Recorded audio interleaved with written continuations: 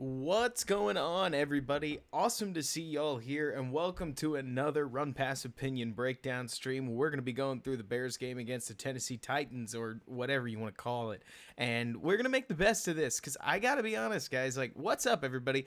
Great to see y'all here. I can't wait to get into this. It's always fun talking about football with y'all, though what we saw on Sunday was probably one of the worst football experiences that at least I've been a part of with the Chicago Bears in the Matt Nagy era. And we were all here 2 weeks ago for what happened with them against the Los Angeles Rams, so to see it only get worse is not exciting. And there's a lot of reasons for it. We could talk about the offense. We can't necessarily talk about the special teams. I mean, it really is mostly the offense. But is that not a story that it's funny you ask Akusi about, you ask how many times in the past 2 years have we said this was the worst game. It always does get worse until you hit that rock bottom moment. Like I remember with Jay Cutler in particular, it must have been, 2016 Tampa Bay? That was the moment I said, oh man, it's over. And this game might just have been that moment for Matt Nagy in this offense.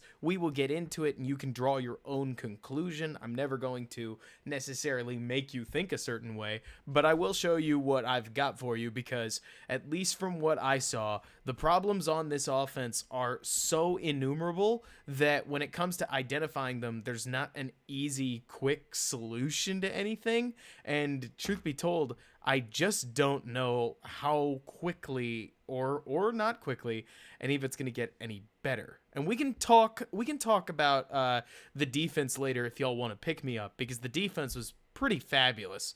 But what really stunk about this game was that it started on a good note, actually. We'll start here at the start of the game, where, if you remember, because one thing I want to talk about, we're going to get into play calling. You knew we were going to get into play calling because it's worth talking about. The ups, the downs, the ins, the outs, you get the idea.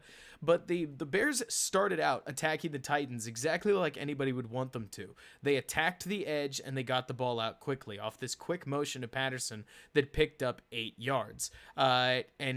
So again, what I love about this play is that basically they're in their usual, not even 11 personnel technically, unless you want to count Graham over here as a tight end, which I get that he is, but he's lined up as a wideout. And so you've got 3 wideouts here, and here that are going to basically be blocking for Patterson on a wide receiver screen off of a little bit of motion. And I really like this action because it's easy to execute, and I think that's Darnell Mooney. You better believe it. Make sure you watch Darnell Mooney here, because he hits the best cut block of the season as wham. He sends the guy tumbling head over heels, and Patterson makes a nice little play with the ball in space, picks up 8 yards free and easy. Steven, I'm glad to have you here. It's fun.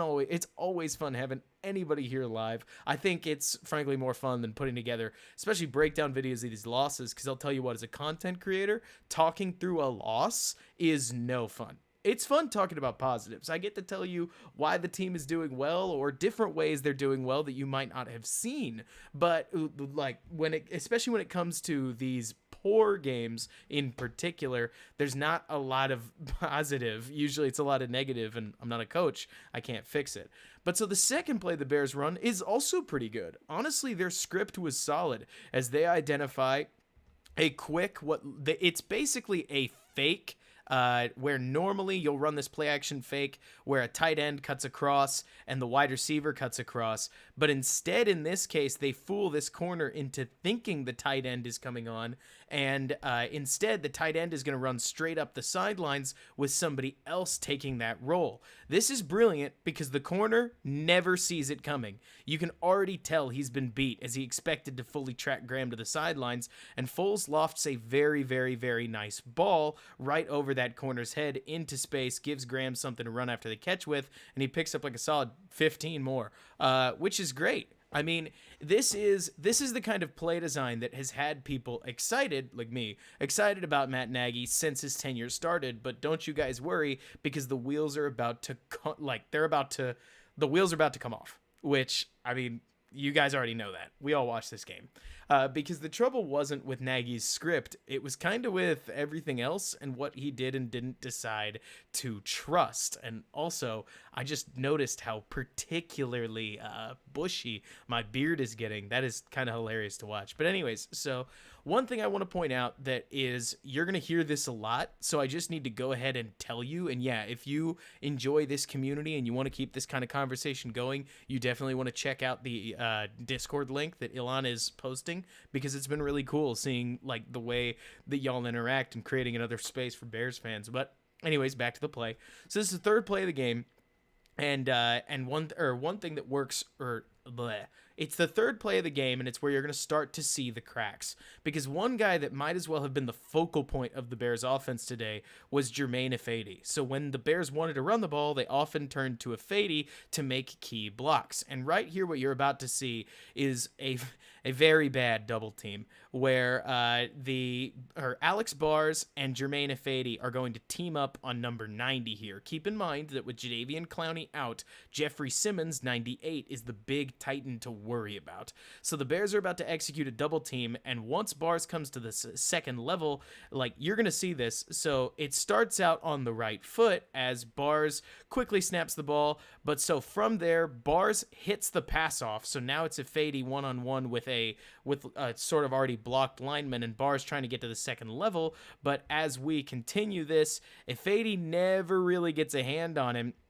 He rips away after getting blasted all the way into the hole, as Bars never finds footing on his man. Montgomery just tries to make a play with the ball in his hands and ends up getting cut down about a yard in front of the line of scrimmage. So he gets maybe a yard on this, but it's really not. And yeah, like you're talking about, Akusi, this whole side is just awful. Like, you're gonna see a lot of bad, unfortunately, from Rashad Coward, Germain Ifedi, and Alex Bars. I would love to give you a positive report, but frankly, just about the entire Bears offensive line was outright bad. The only close to like decent lineman is Leno, which is always funny to say because I know Leno has almost no fans out there, but especially on a day like today, it did not work. And we'll get to Kush later, Andrew, because there's kind of an aspect of how could it get any worse. But so again, the Bears kind of get back to basics. Hey, that's great to hear, Elon. So the Bears try to get back to basics with a quick wide receiver screen. And you know what? It's not blocked horribly. Anthony Miller picks up about 4.5 yards, and then the Bears move to, I think, one of the plays. You could almost make the case this defined the Bears' day, which is a real bummer that it's this play that does, because if it doesn't, then it's the next play, and you guys you'll see it. So Robinson catches the ball here, and he must think he's at the line to gain. He must, because when he goes out of bounds, my heart just about broke.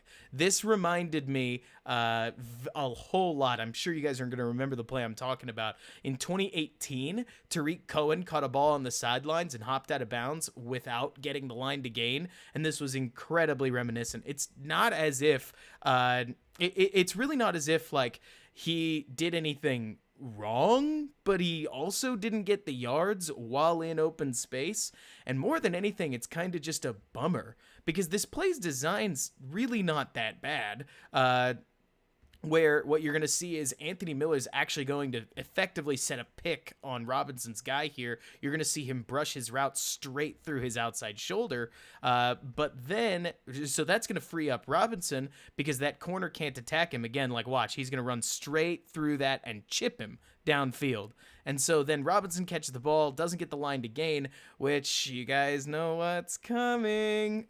Yeah, Supreme, it's that one where Cohen just let out a nice solid F-bomb, if I remember correctly, right after not gaining the first. So Robinson doesn't get it, and he tries to stretch out the ball, doesn't get there soon enough, and y'all, I hate to say it, that's pretty much all of the good offense that we got today. Because from there, the Bears decide that in all of their wisdom. So here's the thing: somebody's gonna say that, and I see it, Akusi, where maybe we should have kicked a field goal, and I get that. It's a 34-yard. The ball would be set on the 34-yard line, so it'd be a 51-yard try, which is pretty long, but moreover, it's 1 yard to gain, almost exactly where the Bears need to get to about there. fair. And I'll tell you guys that whether it's Matt Nagy, whether it is absolutely anybody else, like any coach in the NFL, I really am getting to the point where if you're over the 50-yard line and you've got 4th and 1, just go get the yard. I mean, it's getting easier and easier. Offensive holding isn't getting called near as often. You should be able to pick up a yard. And even on that play we showed a little while ago where there was a massive gasket blow with Alex Bars and Jermaine Ifedi, they still got one. So at this point, if you asked me personally, I'm never going to fault the decision. What is a huge bummer is that it totally doesn't work. And Jermaine Ifedi, who, again, he's the only starter besides Charles Leno that's playing today. So you would hope that he's able to perform at a higher level than the practice squatters that they've got starting. Because remember, how mad can I get about Arlington Hambright, a 7th-round pick who's now starting in an NFL game? How mad can I get about a UDFA in Alex Bars, who's playing his first game at center ever? That's ridiculous. How mad can I get at Rashad Coward, who's on the roster because Pace chose for him to be? And while I can't believe that he's our 6th offensive lineman in terms of the depth chart, because I think he's terrible. Somebody kind of mentioned it. I can't wait to see Rob go in on Rashad Coward. I almost feel bad. I don't know who decided that Rashad Coward, of all people, was as good as he is, because he keeps getting hung out to dry and basically getting asked to be like a professional NFL lineman, and he's not, but we'll get into that. The point is, it's Jermaine Ifedi, who was signed to be the Bears' starting right guard and has been the Bears' starting right guard this season, that was asked to carry a large load. And exactly, that's the thing. You can kind of blame the depth. It goes all over the place, but at that point, it's sort of a pace problem. Let me get my cat out of the way. Say hello to everybody, Cosmo. But so what you're about to see that's really key here, hey Avery, is Jermaine Ifedi is going to try to take on number 90 for the key block of the play as the Bears just try to hammer out their yard, and he completely whiffs. I don't know what happened, because this is not offensive line technique. This is not proper technique in absolutely any capacity. And Ifedi, obviously his man, completely rolls in, blows the play up. There's nothing good about this, where, as you can see, he's totally lunged forward. His man deals with it absolutely flawlessly. Coward can't really help. There's nothing he can do because this is his assignment. I mean, it's like playing volleyball. If you've got somebody that's just going to stand there and not hit the ball, there's no way to help them because you're busy executing your own assignment. Like you're saying, DJ, I mean, imagine if Clowney played that game.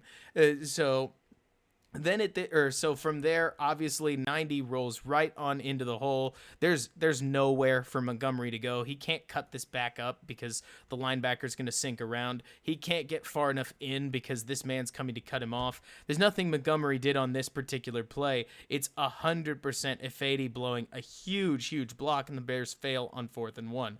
I wish that there was a better way to sum this up, to say that somehow that's on the play call. And maybe it is, in the sense that, you don't want your backup offensive line to be making these plays on 4th and 1, but at the same time, why pass, in theory anyways, when you can just trust your line to go try to gain some confidence on a short yardage situation? And again, your key block comes from your starter.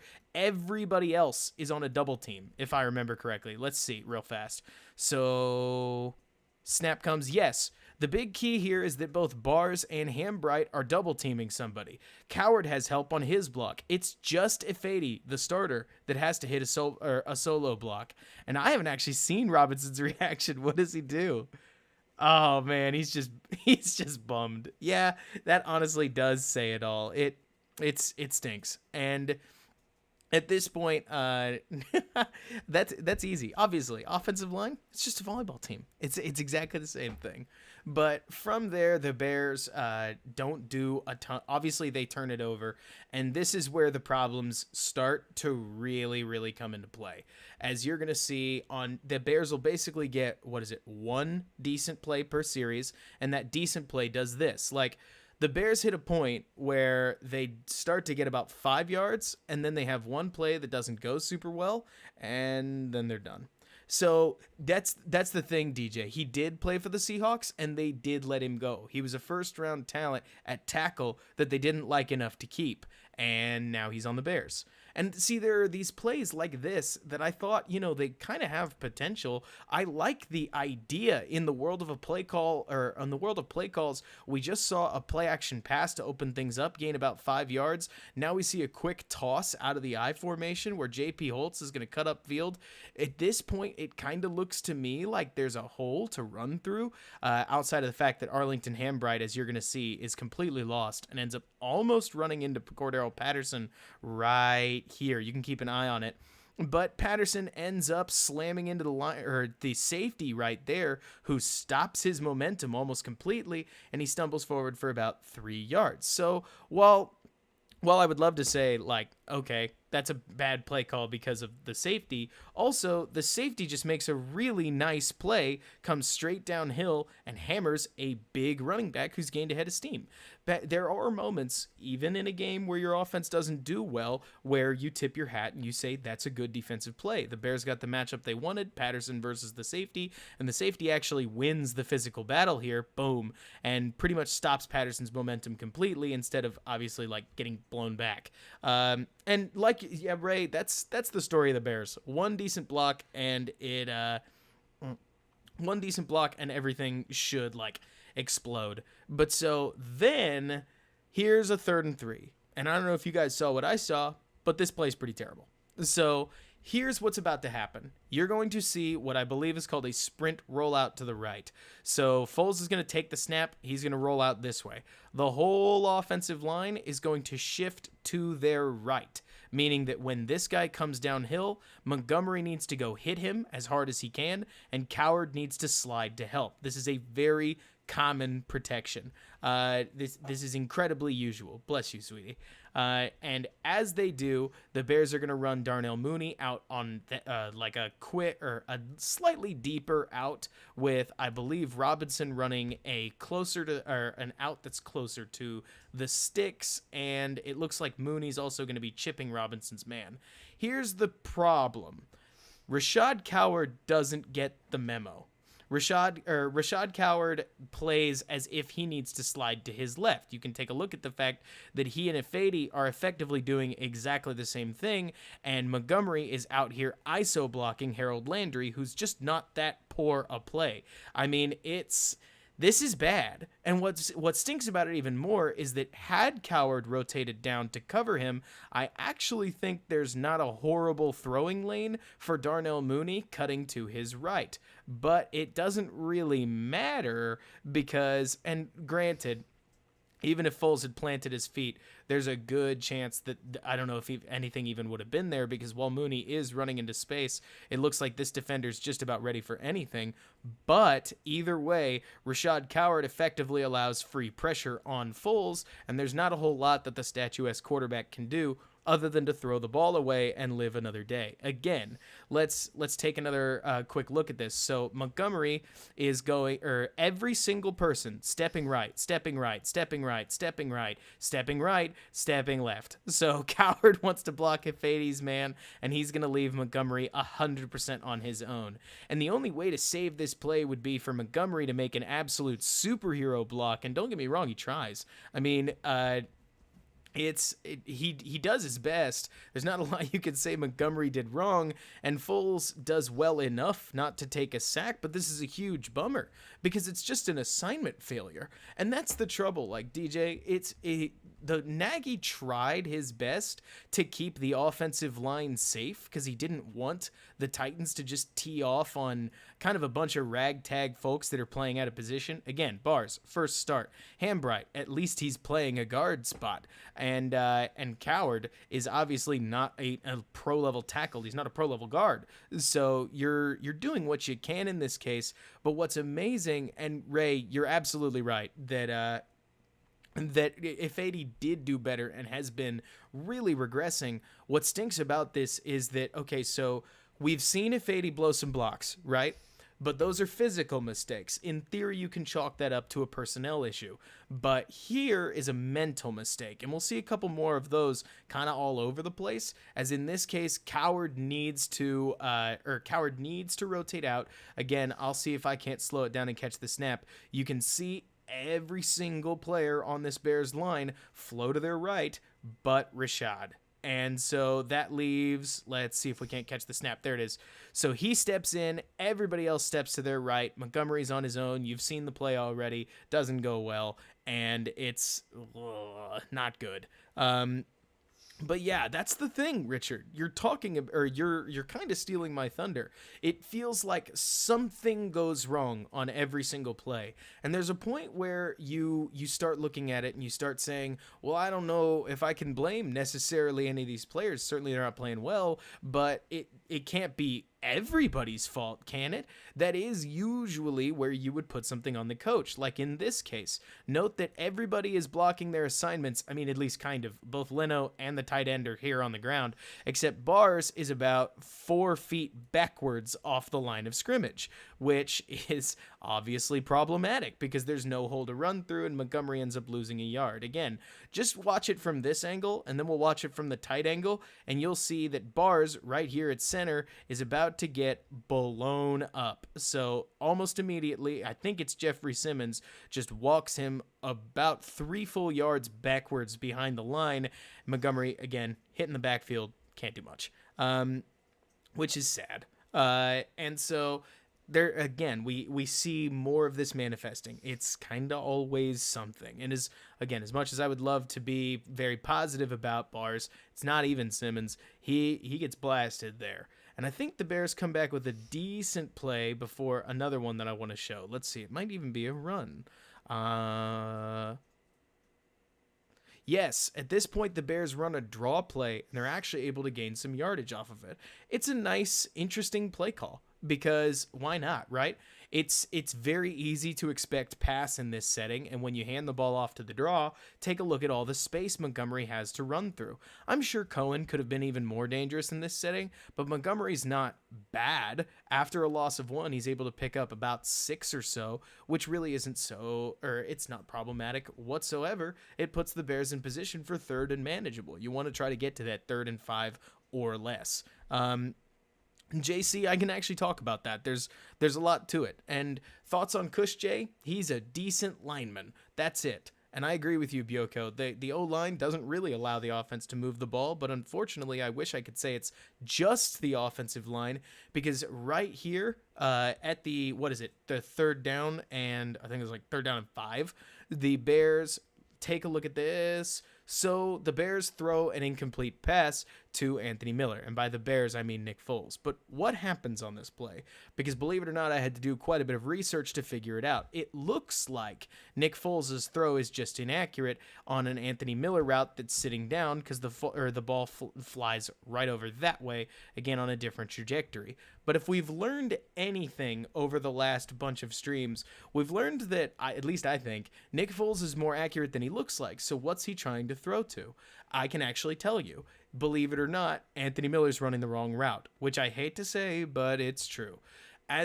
Based on what I've seen, this looks a lot like a concept that I've seen the Bears call, I think it's called torpedo or something like that. Basically, it's a progression read where Allen Robinson's going to run out there. He might even go out there. Point is, there's a bunch of routes that flow to the right, including the tight end running a quick drag across. And then the 4th option here is Anthony Miller on a dig. And like we talked about last week, 2 weeks ago with Cordero Patterson, when there's space in front of you, you want to run that dig across. So Foles is going to take a look at these options. He's covered.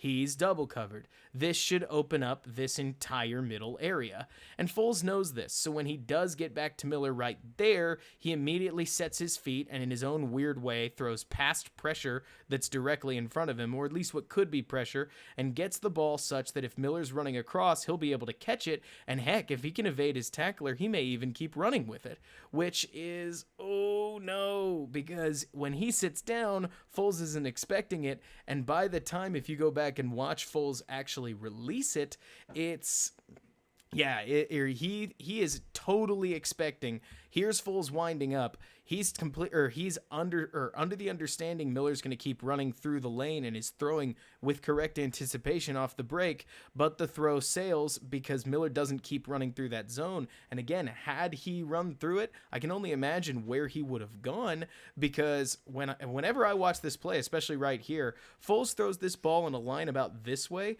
If Miller had run and caught it like on this line right here, running through it, I would envision that there's a file of space he could have caught it and run with after the catch. Instead, he sits down. I really don't know where he figured out how to do that, but it's exhausting. Ian B, I don't know where it comes from. Yeah, and Hack Slayer, you talked about it. It's got a couple of different names. I know other terminologies call it sail, but this drives me bananas because what I've seen is that the Bears just keep having mental issues to go with physical problems that come from. So you've got some low talent, you've got some issues with people not knowing quite what's going on, and all of these are combining themselves into a really poor offense. And that's the thing, Bioko. Whenever I keep looking at this, I liken it a lot to baseball, which we could go through in just a little bit, like the action, or if you need to see film on what I'm talking about. But do we have baseball fans in the chat? Because the way I'm likening it, it's like complaining about pitch selection when the pitcher's just chucking up meatballs. It's not that the plays are necessarily bad. And like you're talking about, Joe, I do think it's still coaching. I think blaming the play calling, the only difference here is that play calling is one thing, whereas general coaching and execution is another. Either way, the blame is in the correct place to say a lot of this is on Nagy and the staff. Totally agree. But it's almost not like it to talk about the play calling, to say Nagy needs to give up play calling. I don't know if it would fix these issues. That's what's killing me, is that a lot of these things, like you're talking about, Aditya, like the receiving core actually has quite a bit to like about it. This is one of the few plays, by the way, that I'm partially thinking that, so Foles gets out of the pocket and this guy right here is going to commit to him. And if there was one complaint I have, there was the occasional, and I did, Ian B, we'll talk about that in a little bit. There's the occasional moment where I would love it if Foles was a bit more creative with the ball in his hands. And hey, I get it. He's kind of a statue. He's not really a create after the play guy. So if he could have lofted it up in this space, I do think the receiver running through, might be Mooney, might be Ridley, would have been able to make a play on it. Instead, he takes 2 yards and goes right down. But either way, the Bears offense is obviously struggling, which is a huge and they're not able to get a ton out of a whole lot of their plays. In this case, it's a little due to blocking and a little due to just nothing being open quite on time. But so, Riley Ridley, to me, looked like a guy who at least was getting in position. Oh, yikes, this one's awful. So this is a tight end screen in which the defense is going to play it perfectly and the offense has its own issues.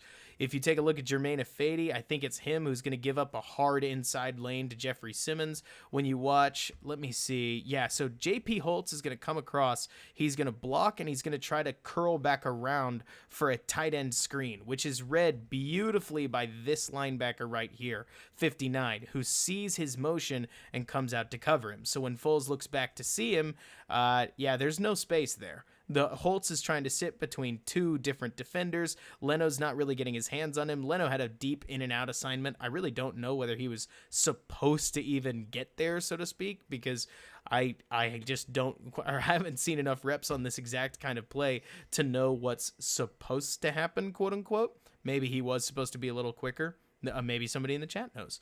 But so right here, it's this right side of the line where when, 58 comes down, Holtz throws him aside, and that's supposed to open up a file for him to catch the ball, turn up field, and make a play in this space. Instead, maybe it's because of Leno, maybe it's not. Foles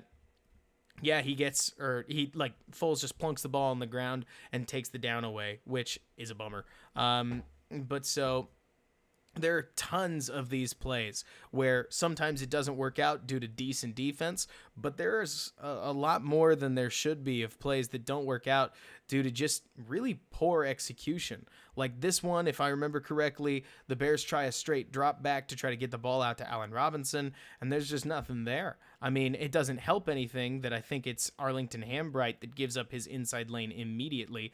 Leno gives up some pretty heavy pressure here too, as he just barely keeps his guy off of Foles, but I'd be being very technical if I tried to act like this is a good play. Instead, it's just sort of a disaster from the left side of the line, which is a bummer. But yeah, this was not a good play in any capacity, and just wasn't a good series either.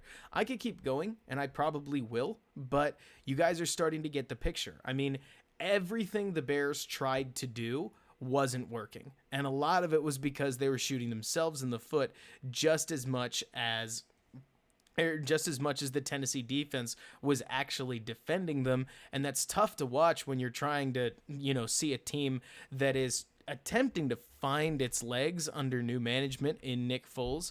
And the fact that the execution is fading like it is it's insane. I mean, it's maddening to watch because it's been 3 years, and sure, a lot of this offensive personnel is changing, but take guys like Germain Ifedi is a decent example. Sure, a lot of them are, actually, now that I think about it, most of them are brand new to their positions, and it's a huge bummer to see just how poor they are at executing a ton of their assignments.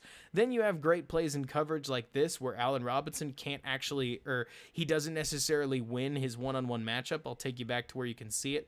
So he's going to try to attempt an in and out. The corner doesn't quite bite for it enough, tracks him really, really well. The throw from Foles might be a little on the inside, but as you'll see with tons of other quarterbacks, as long as the ball is on the receiver, I wouldn't call it good, but it passes the bar basically. And this doesn't go their way, pushes them to, 3rd and 6. And of course, in this moment, they call a quick man, or they call a man beater. So what they're going to have is they're going to have both Allen Robinson and Darnell Mooney just get the heck out of the way for Anthony Miller, who's supposed to run an in and out cut. And as you're going to see, it's not the greatest cut of his life, as he tries to stop his feet and get outside, but the defender does a good job of keeping outside leverage as the pocket collapses around Foles and the ball falls incomplete. And if we watch the offensive line, nothing good happens here either, as it looks as if, let's take a look here. Yeah, they just crashed the whole pocket. Leno's guy goes inside on him. The Titans defensive line keep the pressure up on these front three, especially on the left-hand side, where you're going to see Leno doesn't quite get the inside lane, bars can't come around, bodies all over the place as Foles lets go of the ball, and the Bears move on. Yeah, it's bummer. But so, yeah, holding is totally legal now, by the way, in the NFL. It's insane. So then the Bears attempt what is easily the best executed play of their day here, as they have Barkevious Mingo run a nice little fake. And you know what? All I could think of in this moment was this is very similar to what the Rams do with McVay a lot, where that offense also occasionally fails to get off the ground for any number of reasons. Often it's Jared Goff, and sometimes all it takes is a fake punt or something like that to get them going. And exactly like you're talking about, Deadly, I've hit the point where it's hard for me to blame Foles for a whole lot of this, because there's an aspect of, like, he is who he is, where Take Mitch Trubisky, for instance. If you are asking him to make complex reads, in theory, you're asking him to be a quarterback. With Nick Foles, if you're asking him to run around and make plays with his feet, there's pretty much no point in the last, 30 years where that was supposed to be quarterbacking. It's becoming relatively new to almost demand that of your quarterback. But so... Oh yeah, DJ, isn't that hilarious that they're not calling near as much holding, but the Bears still can't make many plays off of it. In this play, for instance, Arlington Hambright gives up a heavy inside lane, and Germain Ifedi can't win his man-on-man block, if memory serves, where Hambright spills into the lane, Holtz has to work around it, Ifedi gives up that hole right there, and the Bears get almost nothing, so not great. And from there, things don't... I mean, you guys have heard me talking about it.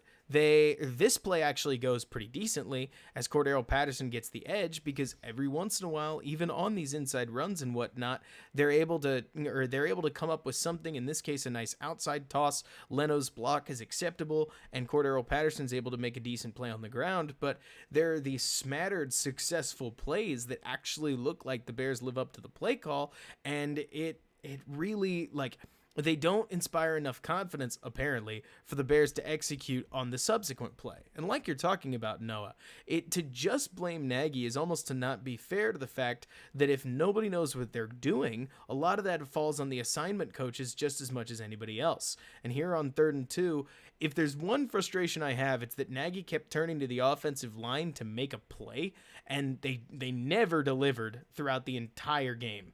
And I don't know where the confidence came from. Maybe that he felt like they just needed something.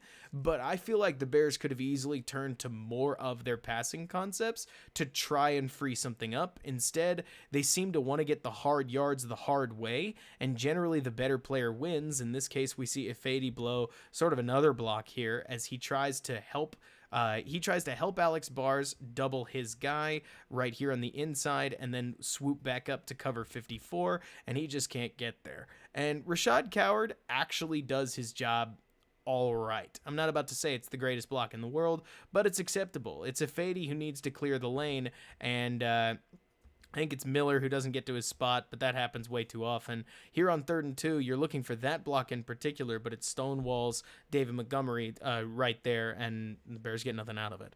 And I have no idea, DJ. I would hope that the Bears have a plan for what they're going to do, but here they are at the 45, and they're going to punt, because even after a fake punt, they just had no answer, and they have to give the ball back to Tennessee. And all the while, the defense is holding. Like, credit to the Bears defense. They did absolutely everything they could. And then Tennessee came out with a series that I think the Bears could actually learn something from. Here, 40 minutes in, I'm finally able to talk about something positive, but it's positive for the other team. See, the Tennessee Titans, as I'm sure you know, they have what I would call something that you can hang your hat on. I'm sure you've heard the concept before, but there's this aspect of, what do we do? In the Titans case, they run the ball and they throw play action. And play action hadn't really worked for the entire game, so they went back to square one and they ran the ball. They gave it 3 straight plays. Henry was able to get 6 yards right here.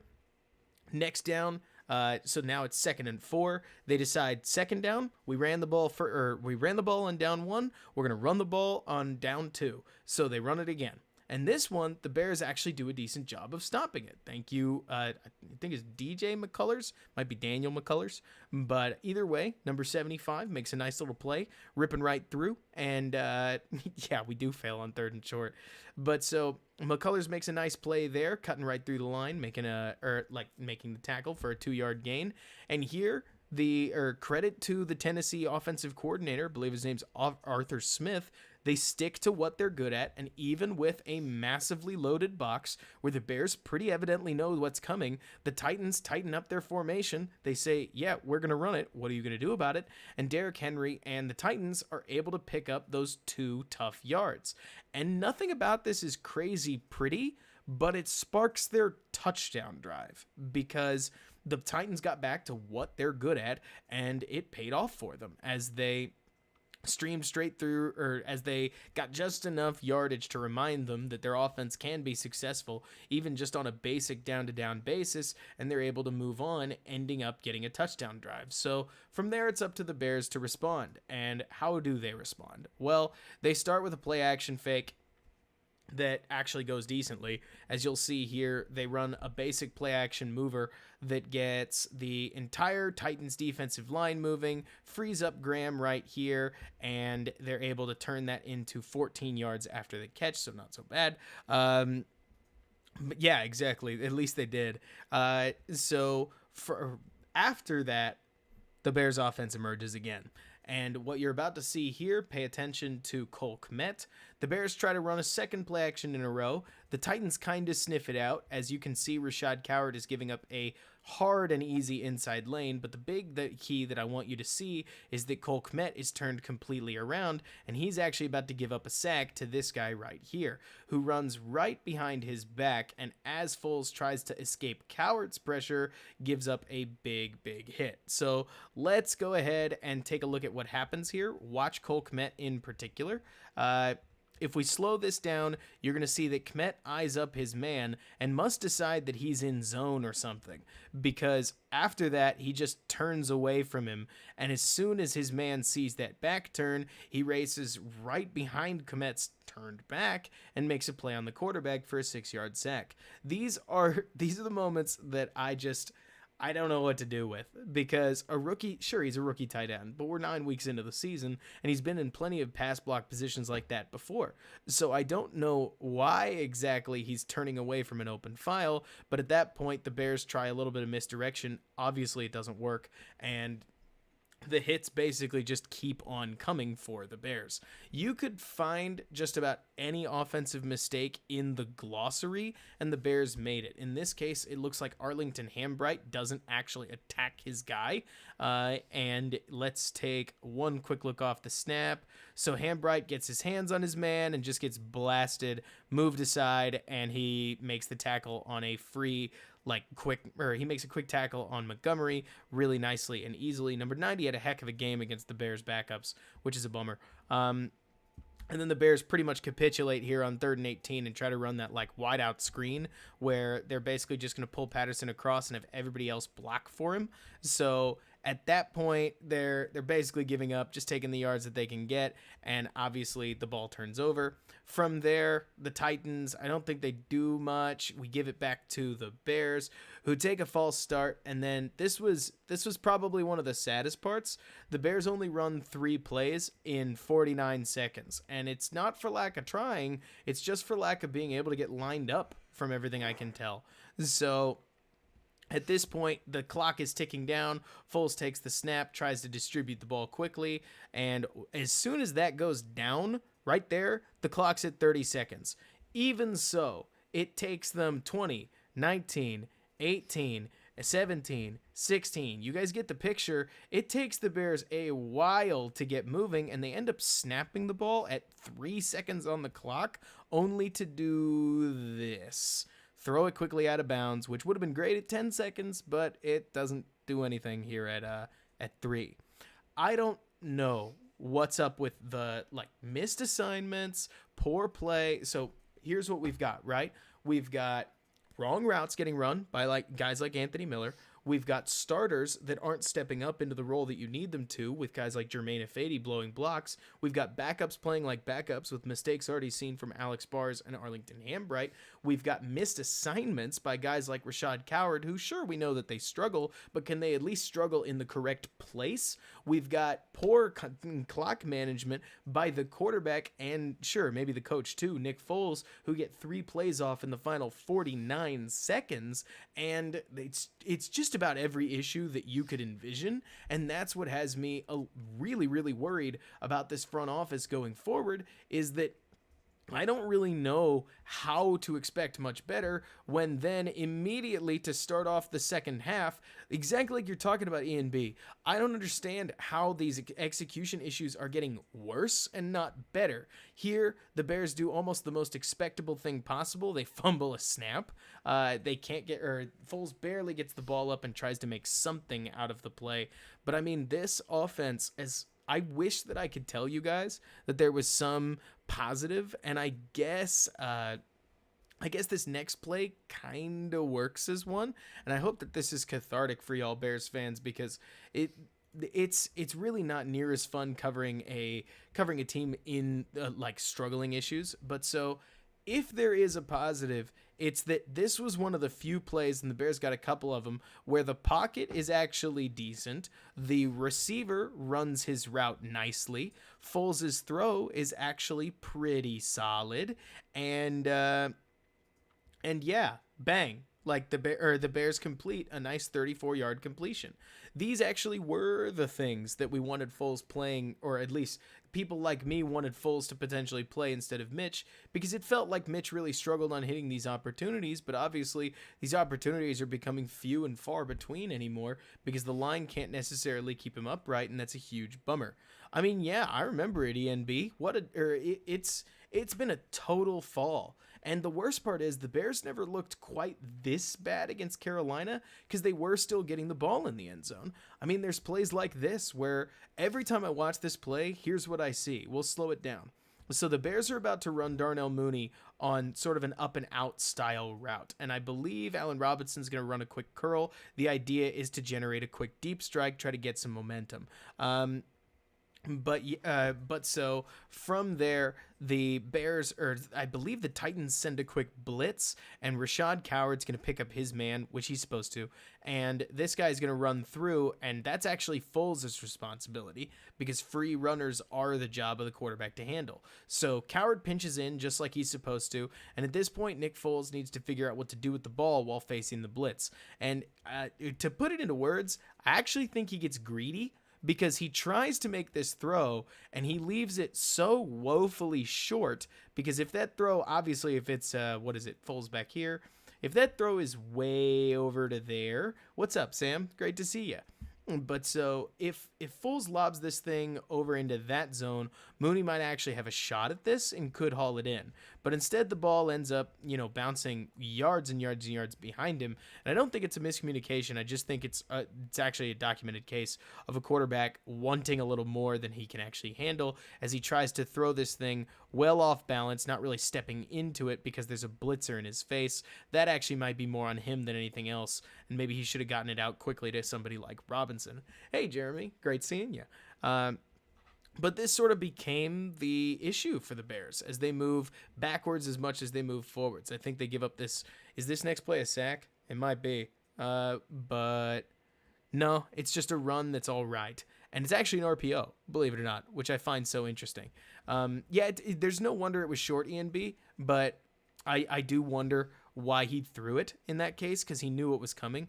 So this is an interesting play, if only because Foles must be reading this guy right here, and he sees that Miller's not going to get much out of it because he's clearly reading somebody. Might even be the end right there, maybe. He's just trying to hold him, but the Bears are able to squeeze out a couple of yards on the ground, and yeah, like you're saying, Akusai, they keep getting into field goal range, but I think we're coming up on one of my favorite issues. So right here, Nick Foles makes a pretty solid play, getting outside the pocket, spotting Cordero Patterson wide open, and just getting the ball to him as he can.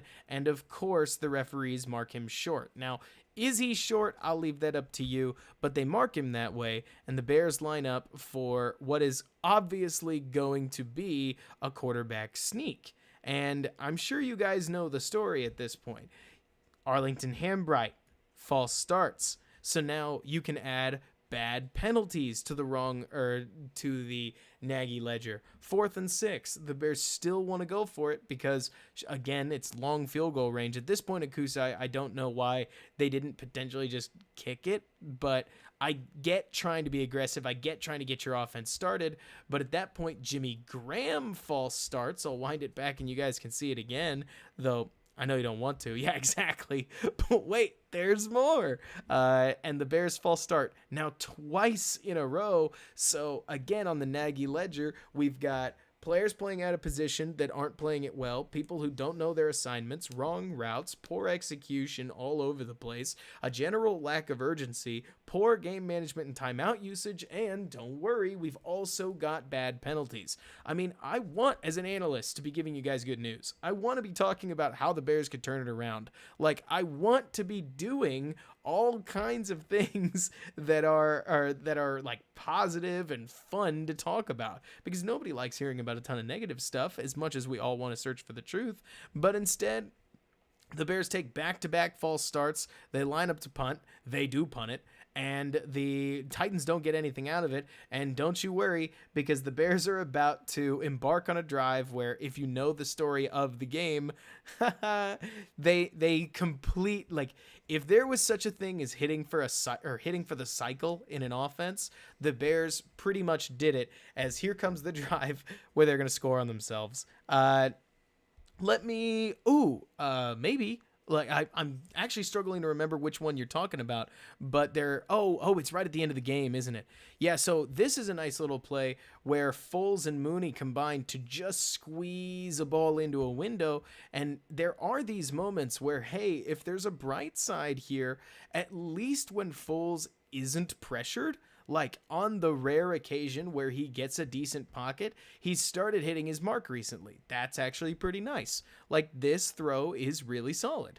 And so right here again, play action fake. They actually get the nice pocket that they're looking for, and Mooney makes a really great adjustment on a ball that is pretty much exactly where he absolutely had to be. But so we could keep going with what goes on. At this point, they give up another sack. The offensive line continues to not play particularly well. They're able to get a little bit back into it, but it's rough. Where, let's see. Yeah, so this one, everybody's going to have a whole lot of fun with. So you remember how I talked about how the line would make really basic adjustments, like when they slid left? They're going to do that again. So Jimmy Graham is supposed to step up and block Harold Landry, and Charles Leno is supposed to help Arlington Hambright out with what looks like Jeffrey Simmons, who's a big problem, and that's exactly why they want Leno helping him out.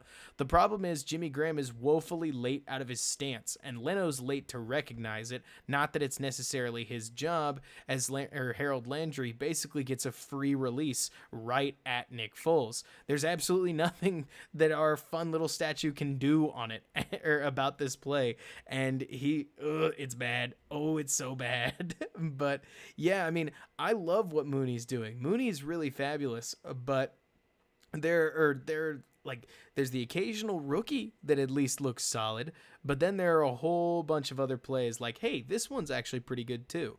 You know what? If Riley Ridley can build on this would be great. Where right here, Nick Foles gets a decent pocket. He steps up in it, creates space for him, and fires to Riley Ridley, who right here fights through a little bit of contact and comes out to make a nice little catch. And you know what? Credit to him. Like, if there's something to work with here, I want you to watch how early Foles lets this thing go. Like, this is when people talk about quote unquote NFL quarterbacking, that ball is out of his hand and Ridley is nowhere near out of his break. So he finally breaks away from the man. The ball's been in flight the whole time, and he catches it over the line to gain, which is actually pretty solid work from the quarterbacking position. And if there are positives to go from, maybe decent line play is able to stabilize things, but it's absolutely wild to me how poor Germain Ifedi's starting to play, how worrisome a lot of these execution issues are, that guys just, they're not doing what they should be doing from an assignment standpoint, let alone a technique standpoint. And then you've got play calls like this that I just don't understand. Like, there are the occasional moments where a play caller will, so this is it's what's called a naked boot. So it's what it sounds like, where Nick Foles is going to fake a play action handoff and he's going to roll around 100% by himself. And the only protection here from Harold Landry is that Harold Landry is supposed to bite the run fake. But what if he doesn't, right? Like, what if he doesn't bite the run fake? He didn't right here. And so what happens?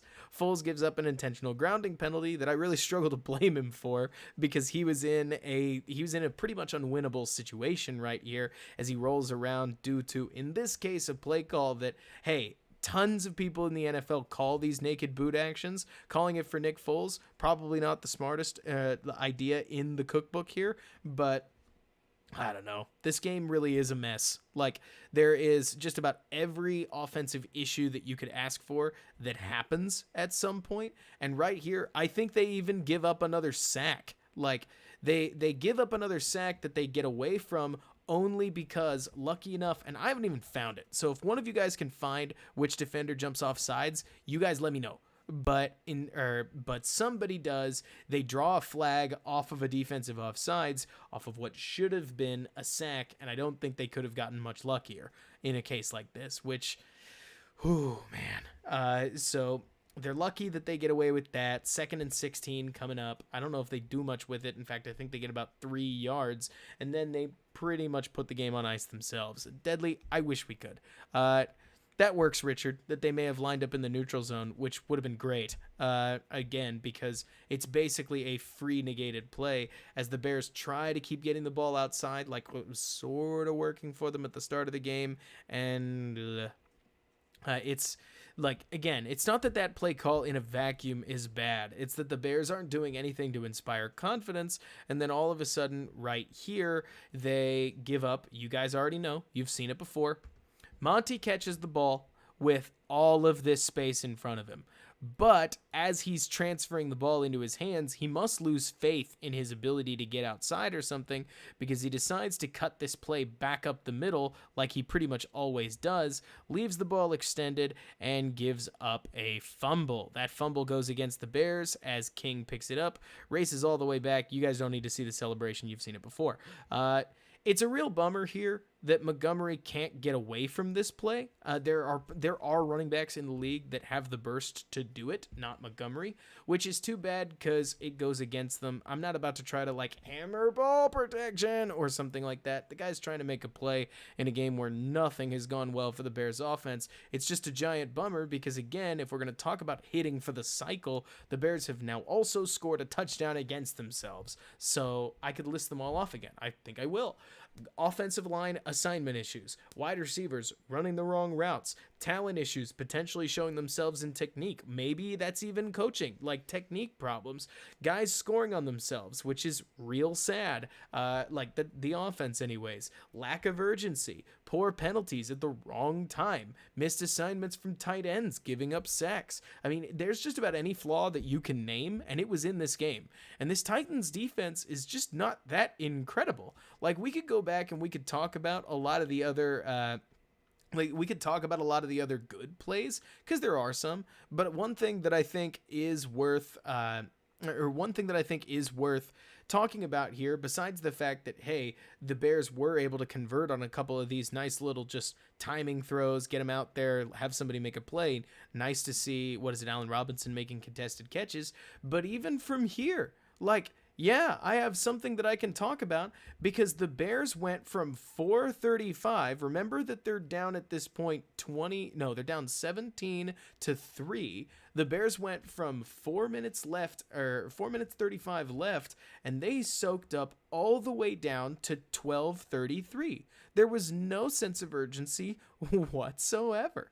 And even as they turned over the quarter, they went from first and 10 at the Tennessee 17 to needing almost 2.5 minutes to get in the end zone in a game where they don't even get in the end zone, actually, in a game where it just felt like everything went, or like they didn't from the start have what felt like a cohesive plan.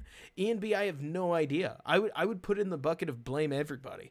Like, I would blame Ryan Pace for not stocking the cupboard well enough with decent offensive line talent. And if you don't believe me, we'll go ahead and look at that in just a second, at what Quinn Spain and the Cincinnati Bengals were able to do to this same Tennessee defense. I could blame Matt Nagy for not coaching the team well enough to at least execute on their assignments. And even if you have personnel guys, like, I don't expect Rashad Coward to win everything, but I do think Rashad Coward could at least put up a better fight from a technique standpoint. Certainly Alex Bars, maybe guys like Arlington Hambright, though that is a big ask. And then here so this is another example of yet more problems in the offense that I just struggle to understand, where what you're about to see is Alex Bars. So Jermaine Ifedi is going to pull around to try to set up this pitch thing to Allen Robinson, right? And we've seen it. Yeah, Akusi, you know what I'm talking about. And so Bars is going to try to seal him, and Coward's going to try to block his guy, and in theory, maybe that works, but in practice, what happens, and if you've seen the movie Invincible, you probably are about to know what I'm talking about, but so let me, oh man, Davon, that is a hot take, but so in practice, Jermaine Ifedi must have given away that he was pulling because his man lunges straight through the gap and gives Bars almost nothing that he can do with it. So because Bars is now off balance and trying to block his man, the only place he can push him is, of course, back out this way. And so when he does, he slams straight into Rashad Coward, who there's nothing he can do from a leverage standpoint when he's getting pushed on by two guys. So he gets driven back and bumps into Allen Robinson. And now Robinson should be about 2 steps forward, ready to receive the pitch, and honestly might get into the end zone, but instead he doesn't. And so from there, Nick Foles decides that because apparently this is the way that the play is designed, he needs to run the ball, which doesn't make a ton of sense to me with a lateral opportunity to Cordero Patterson right there. I mean, it's ridiculous to see that somehow Cordero Patterson is only used as a decoy, and in this setting, there's no option that says, hey, if Robinson's not there, maybe give it to Patterson and let him go. And what's wild to me is I sit here and I look at this play in particular, and I ask myself, did this ever work in practice? Because a lot of times these plays, they get tried in practice. And if Akeem Hicks is sitting right here, are you about to tell me that Alex Bars was able to block Akeem Hicks in practice and that this worked? That Nagy was able to tell himself, oh no, this will be fine. Like, this will go well. What? Like, this is where I start to get almost like a cognitive dissonance thing going, where I say, what is believable? Like, realistically, what is believable here? Because I don't ever see how this worked in practice. And because it might not have worked, I don't know why they ran it in a game. Because you would think that that's the ultimate quality check, right? And like you're talking about, Richard, even if you did, or if you ran it in practice and Hicks had cut straight through the line, just like what's happening here, maybe Nagy says, okay, Foles, if you don't see it, the ball's already in your right hand, just ditch it to Patterson and see what he can do with the ball. I mean, it's basically the same thing, right? But instead, Foles, according to the play, because I trust him, I really do trust Nick Foles to at least know what's going on, don't y'all? That at least he probably has an idea of what the play is supposed to be most of the time. So apparently Robinson's the only option, even with a better athlete than Foles standing directly next to him. And I just don't really understand. And it's a bummer to see. Yeah. I mean, maybe Kurt, but at least if you threw him the ball, or he might be able to catch it and cut back up inside, and ultimately he's got more juice in the legs than somebody like Nick Foles does trying to make a play with the ball in his hands. It's, I don't know. And so then at that point, the Bears have to, they once again, they go for more running. The running doesn't really work as they don't get much out of it. I think this is another Jermaine Ifedi moment, which is a massive bummer. Yes, it is right there. Number 74 getting blown up once again and giving away, in this case, 1 yard. I'll back it up so you guys can see this. But yeah, okay, so here we go. Remember, you're watching number 74 right there. Takes the snap, gets hit hard. He even has double team help, but it's just not good enough as Jeffrey Simmons breaks right on through. He's a solid player, sure, but again, this is your starter. This is who Pace had picked, and Nagy alongside him, to be the starting option, and he got beat real bad. And so then they go to 3rd and 4. It's one thing that is a huge bummer here is that if you watch, Darnell Mooney totally beats his man. And you may be wondering why he doesn't get the ball. Well, it's because the defensive lineman just sits back and tips it away. Not that one, but they're suddenly around here. You start to see a ton of batted balls at the line, and it honestly has me wondering whether these linemen engaged their man enough, because I've talked to some people.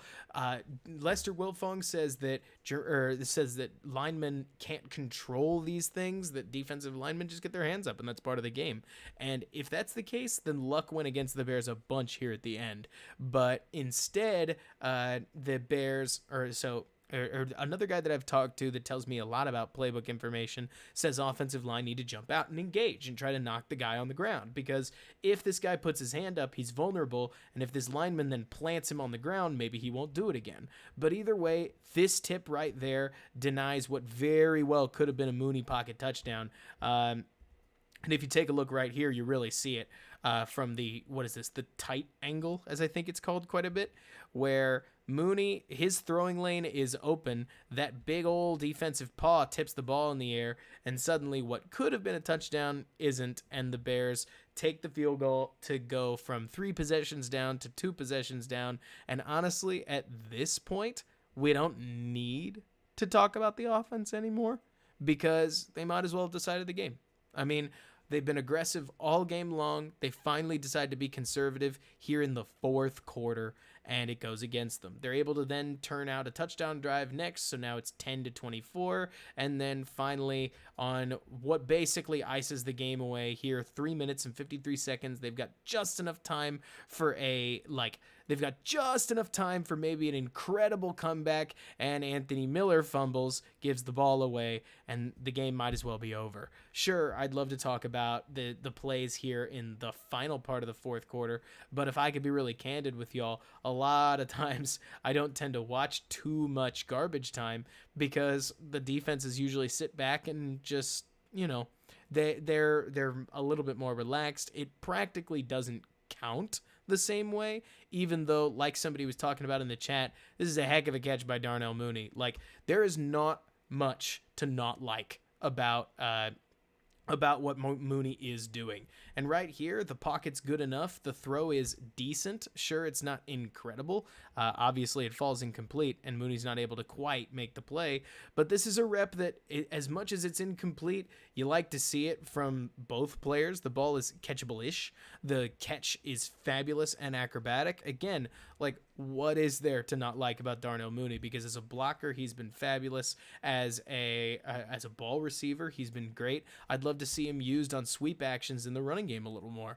But so, like somebody talked about, Sam, as much as I hate to say it, because I don't like criticizing draft picks too much, not a whole ton of people like it, but this was the kind of game where I asked myself, why in the world did we draft Kmet when we needed a right guard as badly as we did? Because I get trusting Germain Ifedi, but then I think about the fact that the Bears could have just as easily drafted a right guard in the second round, let Jimmy Graham carry the tight end torch this year, and kept Germain Ifedi as a backup option that could play both swing tackle and inside guard. You could do a lot worse. But yeah, Robert Quinn's been a problem in and of himself. One thing that I will point out in the Quinn field is, and Jonathan Wood over at the Bears blog got me looking at this. So if y'all have seen my as y'all have seen my video, you know that Robert Quinn prefers to be in a 3-point stance with his hand on the ground.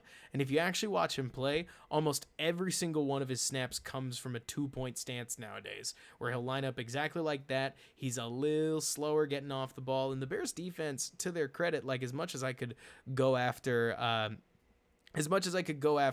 Robert Quinn here, the whole defense, generally speaking, was fire today. Like, on this game, they played great. And I don't get it either, Sam. Like, if the thought was, let's go all in on this year, why in the world didn't we draft either a safety next to Eddie Jackson or a lineman? And we're paying for it because the line is really, really struggling after an injury to James Daniels and regression from Cody Whitehair.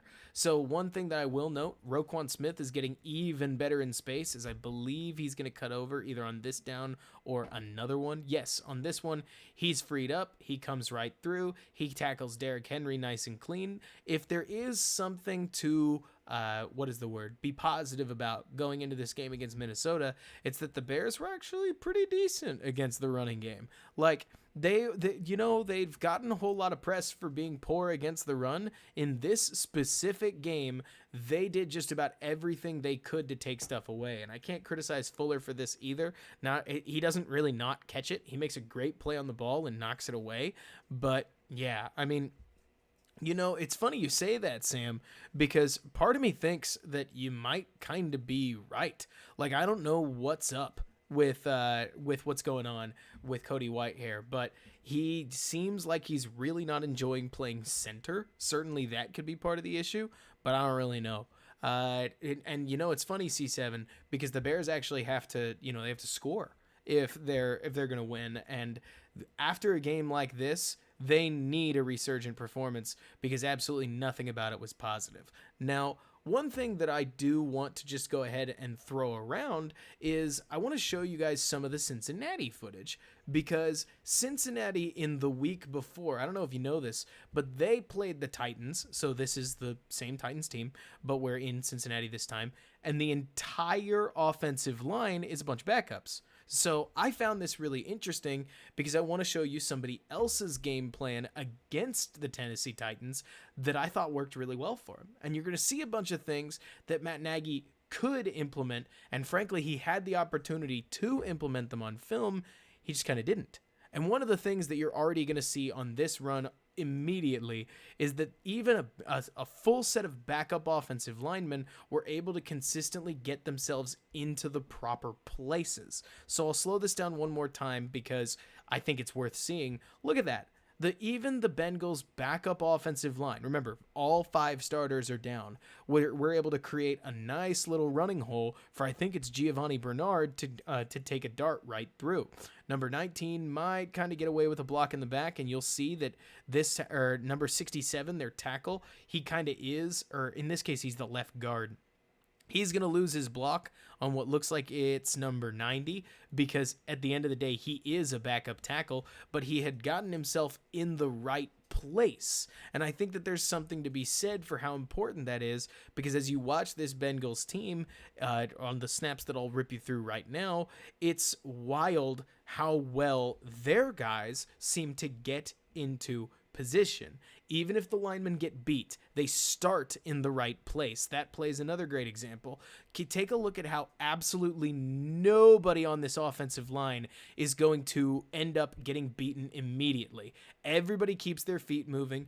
Everybody delays as much as they can. And sure, Burrow gets rushed right here at the end by number 90, but he has enough time for his wide receiver to break, pick up a nice quick first down over the middle. And like you're talking about, Philip, I mean, there's a point where I almost look and wonder, is it a coaching thing? Because it kind of comes across that way. The fact that the Bears' offensive line looks as bad as it does is a little shocking, let alone the fact that I then look over at a whole bunch of backups here, and sure, there's some credit to the fact that the Bengals kept picking players up in not only free agency, but also during this season. They're the guys who signed Quinn Spain, and credit to them, they're able to keep churning out yardage just like you're seeing. Here's another running play. Don't you wish the Bears had a running game that worked? Here they've got a quick double team setup as well as a bunch of other guys getting in the way, and they create a one-on-one setup for, I think this guy's actually going to climb off his double team, and they get just enough hats on hats to create space for the running back to plow right on through, and ultimately it's just guys getting their body in the way. I mean, E&B, it's starting to look like a both thing. Like, at least to me, I'm watching this regime and it has gotten so bad. We talked about them basically doing everything wrong that an offense can. And again, I want to point out, like, the more I watch this, the more I see 53 isn't even going to hold his block forever. All he's going to do is his job. He gets even ripped down by Simmons right here because he's a dramatically inferior player. But the fact that he's in the right place means that I think it's, again, Bernard here is able to run through Simmons's arm tackle and churn out 9 to 10 yards on the ground.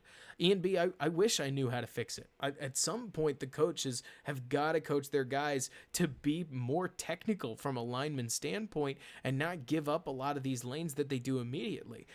Our team is terrible on stunts. I wish they weren't, but there are options throughout this game with the Bengals where they're able to handle line stunts a lot better than we do. And remember, the Bengals, they're playing against Jadeveon Clowney down here. It's a lot. And I agree, CV. I do think that that at the end of the day, I do think that at the end of the day, personnel plays a massive role in it. And E&B, I wish that I could talk about solutions because the Bears did try to run a lot of the right plays, but a lot of them got poorly executed. And when when you can't extend drives, you're ultimately going to kind of start to flail. And the Bears' offensive line, certainly, no, they didn't help anything.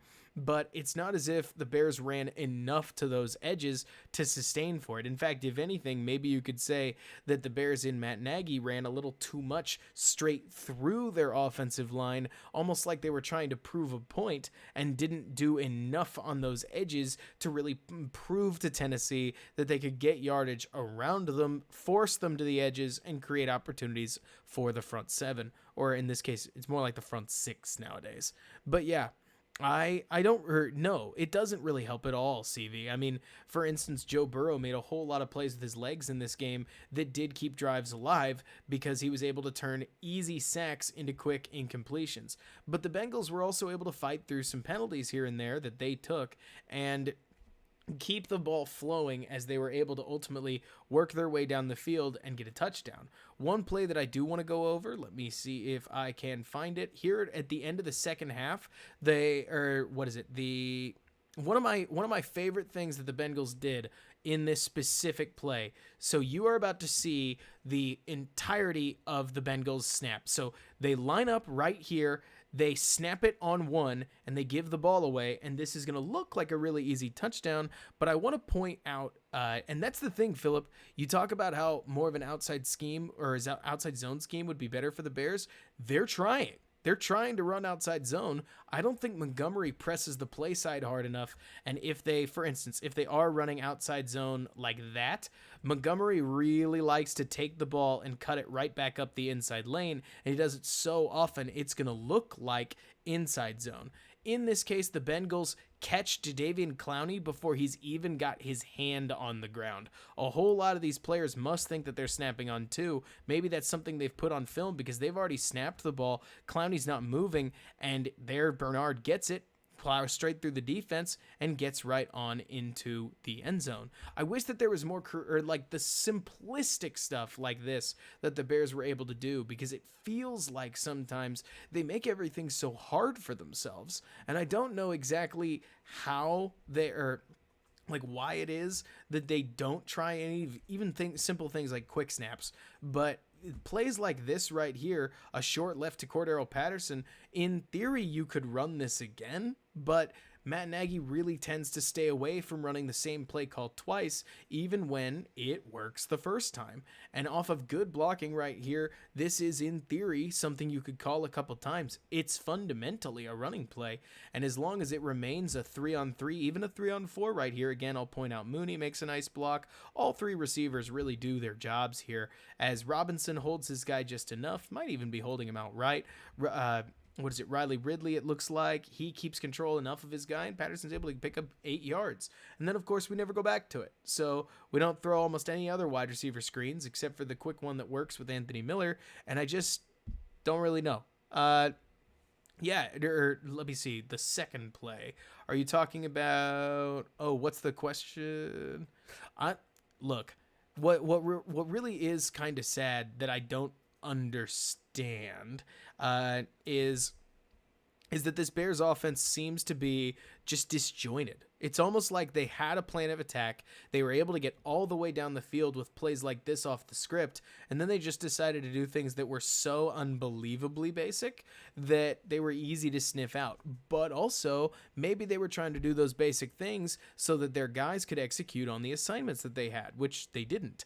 So what's the problem? It's a great question. It's one that I wish that I could give you guys an easy answer to, because right now, if you ask me what the problem is, I would just as well tell you it's everything, that it's personnel, but it's also personnel not playing up to their potential. Not that their potential is incredibly good. You don't have to put up 31 points just to be considered all right. But when the Jacksonville Jaguars and the Cincinnati Bengals, teams with less wins than us combined, were able to score more against this Titans defense than we were able to get close to, I'm really it's a worrying sight, to say the least. It's also really crazy to me, like you're talking about, Joseph, where it does feel as if the Bears don't necessarily have a bread and butter. I would love for them to get back into 11 personnel, because they tried to run a fair bit of it, like you're seeing right here, but they weren't really able to get it moving, even though it did sputter on the occasional play. I don't know. it's a complicated topic to talk about because this game was one that crushed me as somebody who supports Matt Nagy and made me say, maybe he is a decent play caller, but right now the coaching aspect of his team looks really poor, and it's got to improve, because if it doesn't, I don't know how the Bears do anything other than potentially resetting the franchise, and absolutely nobody wants us to do that. I think we can all agree from there. And it's funny, Joseph, because what is it? It's super conservative from John Fox, and then Matt Nagy's not unconservative. He's just almost insanely unlucky on these quote-unquote aggressive plays. Between 2019 and 2020, I can't really think of a 4th and 1 that worked out for us. And 2020 in particular, he might be 0 for 10. I mean, between the false starts, have y'all thought about how the last 3 4th and 1s that the Bears have gone for, we have missed one due to execution, and then we had 2 other false starts. That means we attempted 1 out of 3 plays, and we got none of them. I mean, this is disturbing in one word, but in another word, it's just getting kind of sad. And I really wanted to see a better performance out of the Bears than they got in this game, because the Tennessee Titans were a defense that seemed like you could score on it. They were playing without Jadeveon Clowney, who ripped up the Bengals, and instead, the Bears came out and said, nah, we're really more like the team that you saw in Los Angeles against the Rams. We're not like the team that played New Orleans and almost beat them. Came about, Roquan catching that pick 6 away from getting into the end zone. That's a different team. We're these guys, the ones that you saw against the Rams, the ones that can't seem to get lined up correctly, the ones that don't manage timeouts well, the ones that make all sorts of silly mistakes. And when I look at other teams dealing with injuries like Dallas, even Dallas is able to manufacture 19 points against the Steelers with Garrett Gilbert and a bunch of guys at offensive line. Instead, the Bears have their starting quarterback, they have their starting left tackle and right guard, and it's just not good. And it's got to be better. And some of it's got to fall on coaching. Some of it's got to fall on the players. And like you're talking about, ENB, gosh, I wish that there was a way to just say, exactly, Joe. The Bengals have just as many offensive line problems, maybe more, and they were able to put up 31. I don't know. I want to be the guy who's suggesting solutions, ENB. I do. I don't know what they are. Like, most of the solutions seem like you got to inject a ton of talent, and maybe you try giving the play sheet away, though I don't know what difference it's going to make, since the other guys like Bill Lazor and John DeFilippo are just as involved with Nagy as coming up with this game plan. Neither of them have been incredibly successful as a play caller, and I'm just frustrated, because I want to sit here and make stuff that's fun for all of us to watch and deal with, and instead it feels like I'm just having to come back and say, Matt Nagy called a really solid game against New Orleans, and the Bears lost. He's been incredibly hit and miss for 3 weeks. The Bears needed to win 1 out of their last 3. They didn't, and here they are at 5-4. And if they don't find a way against a Vikings team that literally looks better than they have, or than just about anybody else in the league, that's a little bit of hyperbole, but they steamrolled the Packers pretty good. And if the Bears don't stop Dalvin Cook, it'll be a long Monday night before the bye.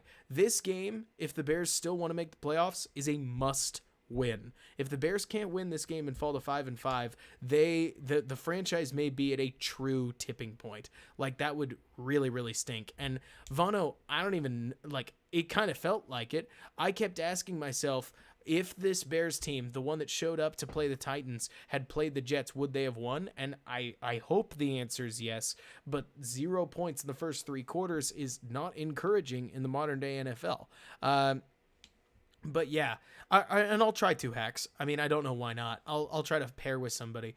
But at this point, I want to just throw it out to y'all. We're an hour and a half into the stream. I haven't actually asked y'all for this yet, so please, shoot in some questions. What can I answer? And I'm totally, yeah. I mean, I'd laugh so hard if Tyler Bray came in, and especially if he did well. Sam, I'd be really curious about Lincoln Riley. That could be super fun. I don't know if he'd come to Chicago. I don't even know if he'd work in a Chicago town that, oh man, do they love to run the ball. But Riley's certainly an interesting option. I actually think another interesting option, believe it or not, guys, would be Arthur Smith from Tennessee. I mean, you want to talk about a Chicago-style offense? This Derrick Henry pound and play action offense? I mean, we'd love it. You know what I mean? That's what we love to do. And not to mention, it might give us an excuse to finally invest in the offensive line, see if we could generate something there, because especially after watching the Saints offense last week, I totally came away under the impression that heavy investment in the offensive line can be really, really fabulous. And nationalize, I keep going back and forth. Like, let me be clear, guys. If Nagy makes the playoffs, he's not getting fired. If the Bears are 9-7, he's not getting fired. But if the Bears fall to 8-8, that would be really, really bad. Because remember, the games that are left are 5 divisional games and the Jacksonville Jaguars and the Texans. So if the Bears go, so for them to be 8-8, that would mean they'd go 3-4 over 5 of their divisional games, the Jags and the Texans. That's more than likely going to be 4 divisional losses, because if they lose to the Texans, that's really bad. If they lose to the Jaguars, that's obviously really bad. So who do they lose to? And DJ, I really don't know. That's a good question.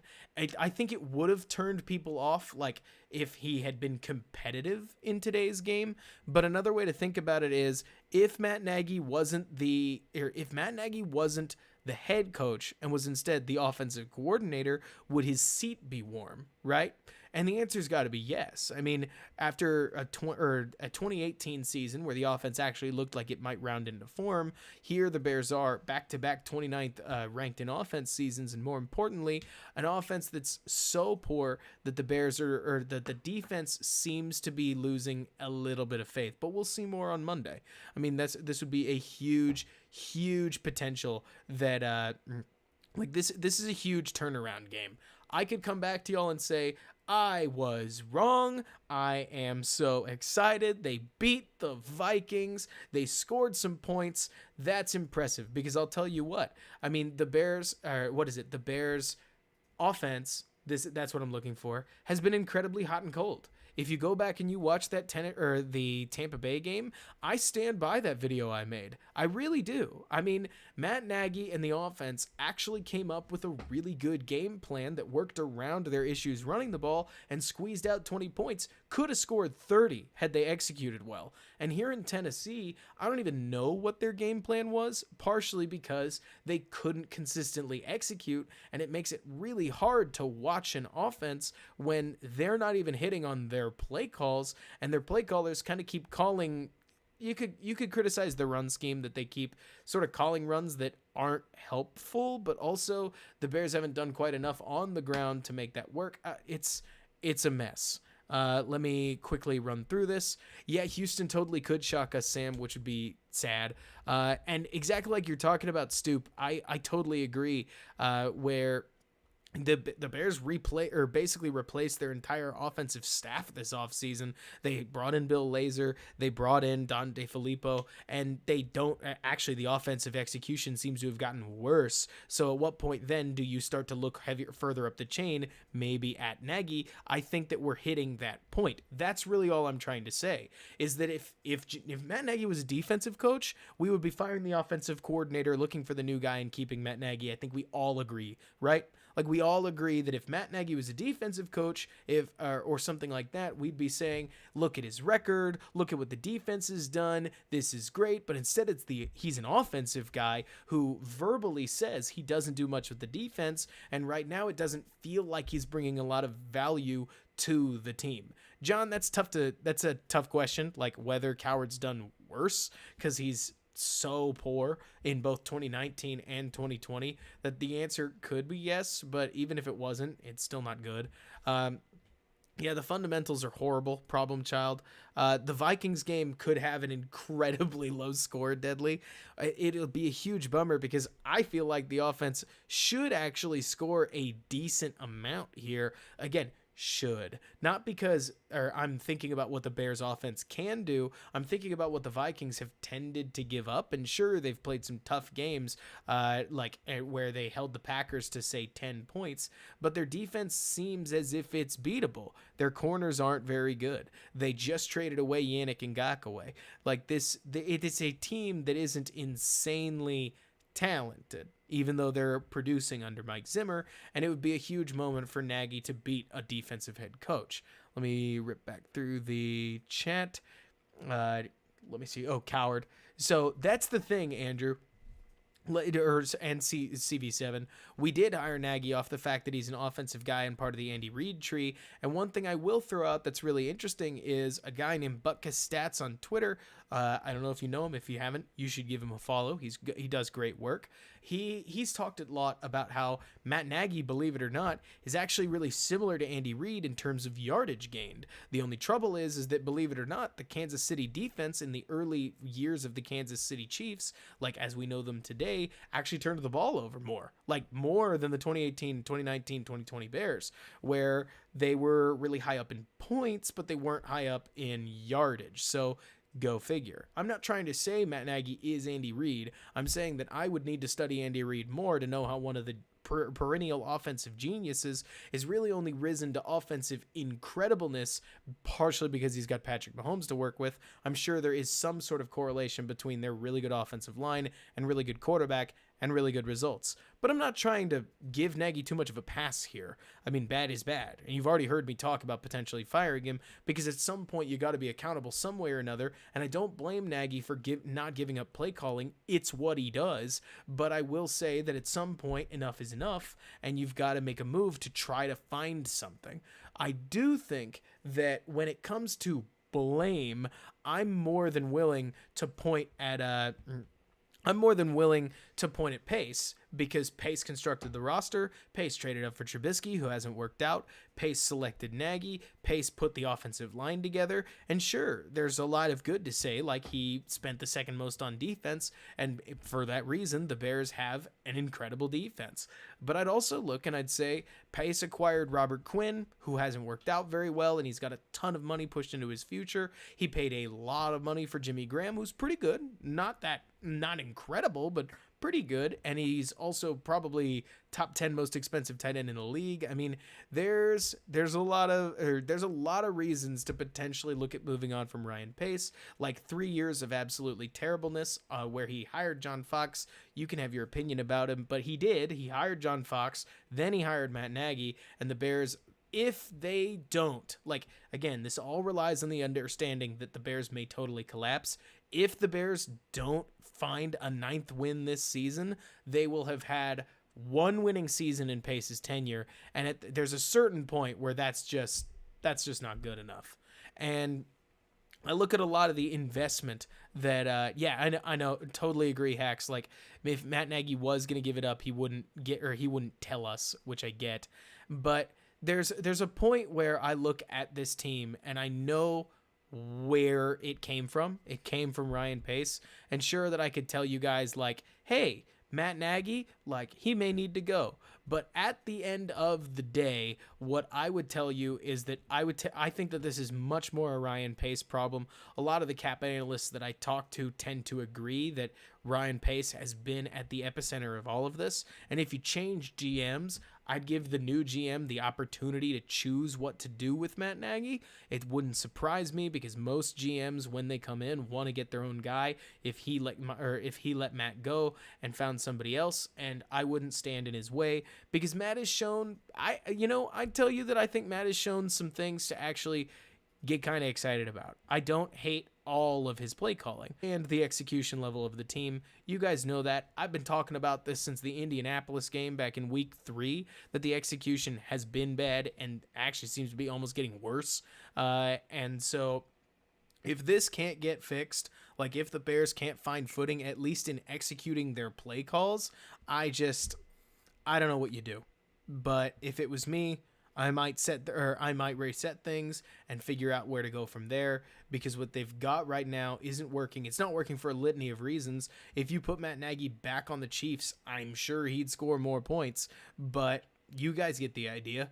I mean, it's there's a point where failure is failure, and it's a big carousel of failure with guys missing assignments, guys playing out of position, guys doing their best. The fact that Ryan Pace didn't bring in any any offensive line help throughout the trade deadline, with Quentin Spain sitting right there on the ability to sign, and the fact that it took us this long to sign Eric Kush. I mean, am I crazy here, guys? Because it feels like this offensive line problem was pretty evident from the moment that James Daniels went down and Rashad Coward got meaningful snaps, and I don't know what to say anymore, because I don't want to have to wait 7 games to finally get an answer about one thing or another. I like football season, and the off season's a lot less fun than the in season. But also, if the Bears miss out on meaningful December football for what is it, like the 5th year in 6 years, like it's too much. And let me see. No, they shouldn't. Or what is it? Talking about exactly. ENB, I think you could make that a real argument that that's the case. The Nagy offenses seemed to only get worse, where miscommunication errors are happening literally more than ever. Whereas at this point, you would expect them to at least be getting tighter in some capacity. It has been 6 weeks. And, it's funny you say that, KL3, because I actually think Foles is consistently decent when he's protected.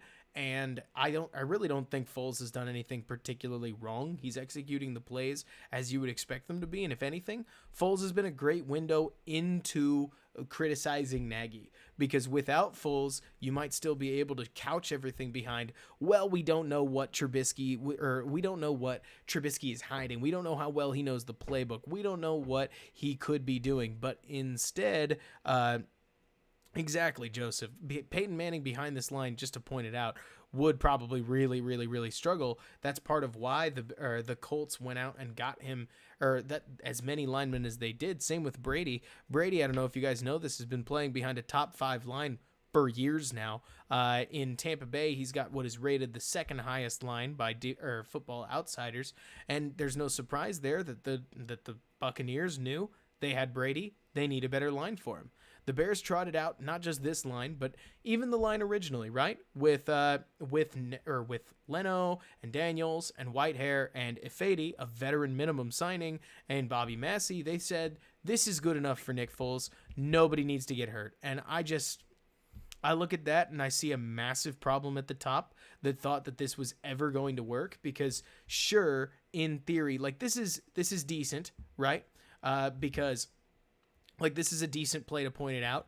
In theory, maybe Nick Foles can step into this pocket, but based on what we've seen between Bars and Ifedi, I'm not surprised he doesn't want to step into Simmons, but also because he doesn't step into that pocket right there and trust his guys, even if he doesn't trust his guys with Leno's guy coming right there, he ends up throwing the ball away, and the Bears get nothing because Nick Foles is not a miracle worker behind any offensive line that just isn't very good. And as an analyst, I really don't know what to say. Like you talked about, ENV, I don't like talking about fixing things. I think fixing things comes from potentially just throwing a ton of resources at the offensive line in the offseason. But I don't want to talk about offseason. I don't want to talk about that with 7 games left in the year. We haven't even hit our bye week at one point. So it's funny, Hacks. I absolutely am happy to. Would y'all want to see what the difference between the offensive line was at the start and now?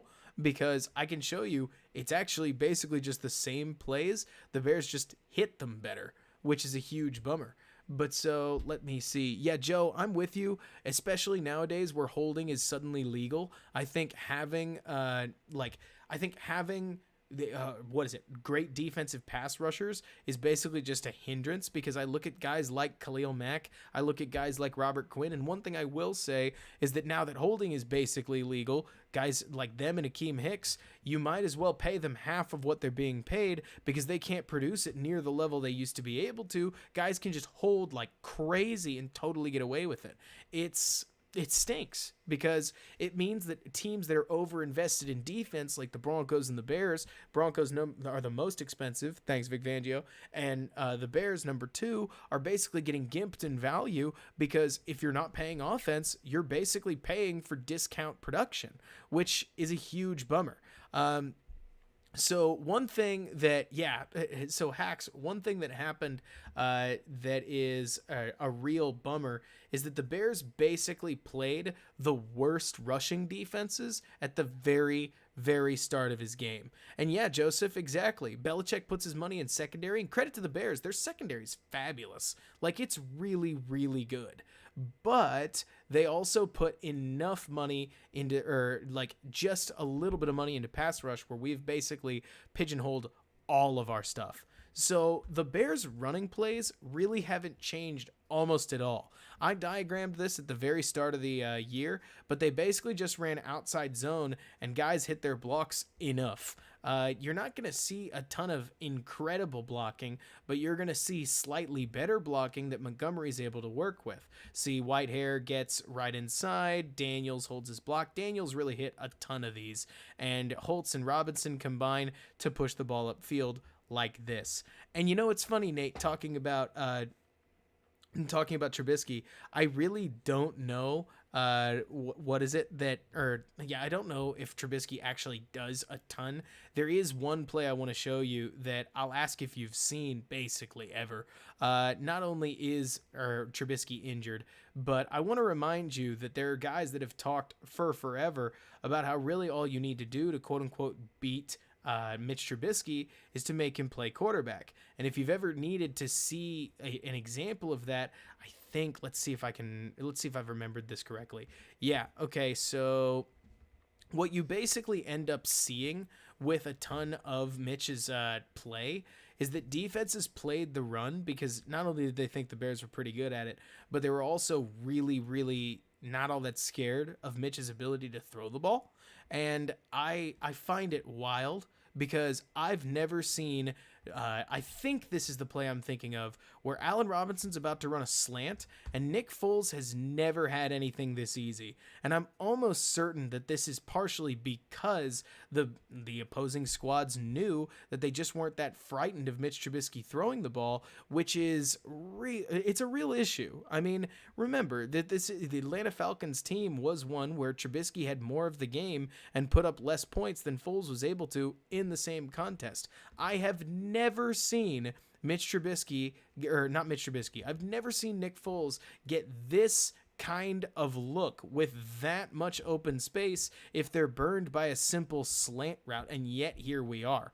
I mean, it's ridiculous, and I think that a lot of that's actually because defenses respect Nick Foles' ability to throw the ball, especially throwing it short, and instead try to challenge him from the pass rush instead of trying to challenge him by doing what you're seeing the Falcons do here, where they're just run blitzing as much as they can to try to stymie the Bears' offense.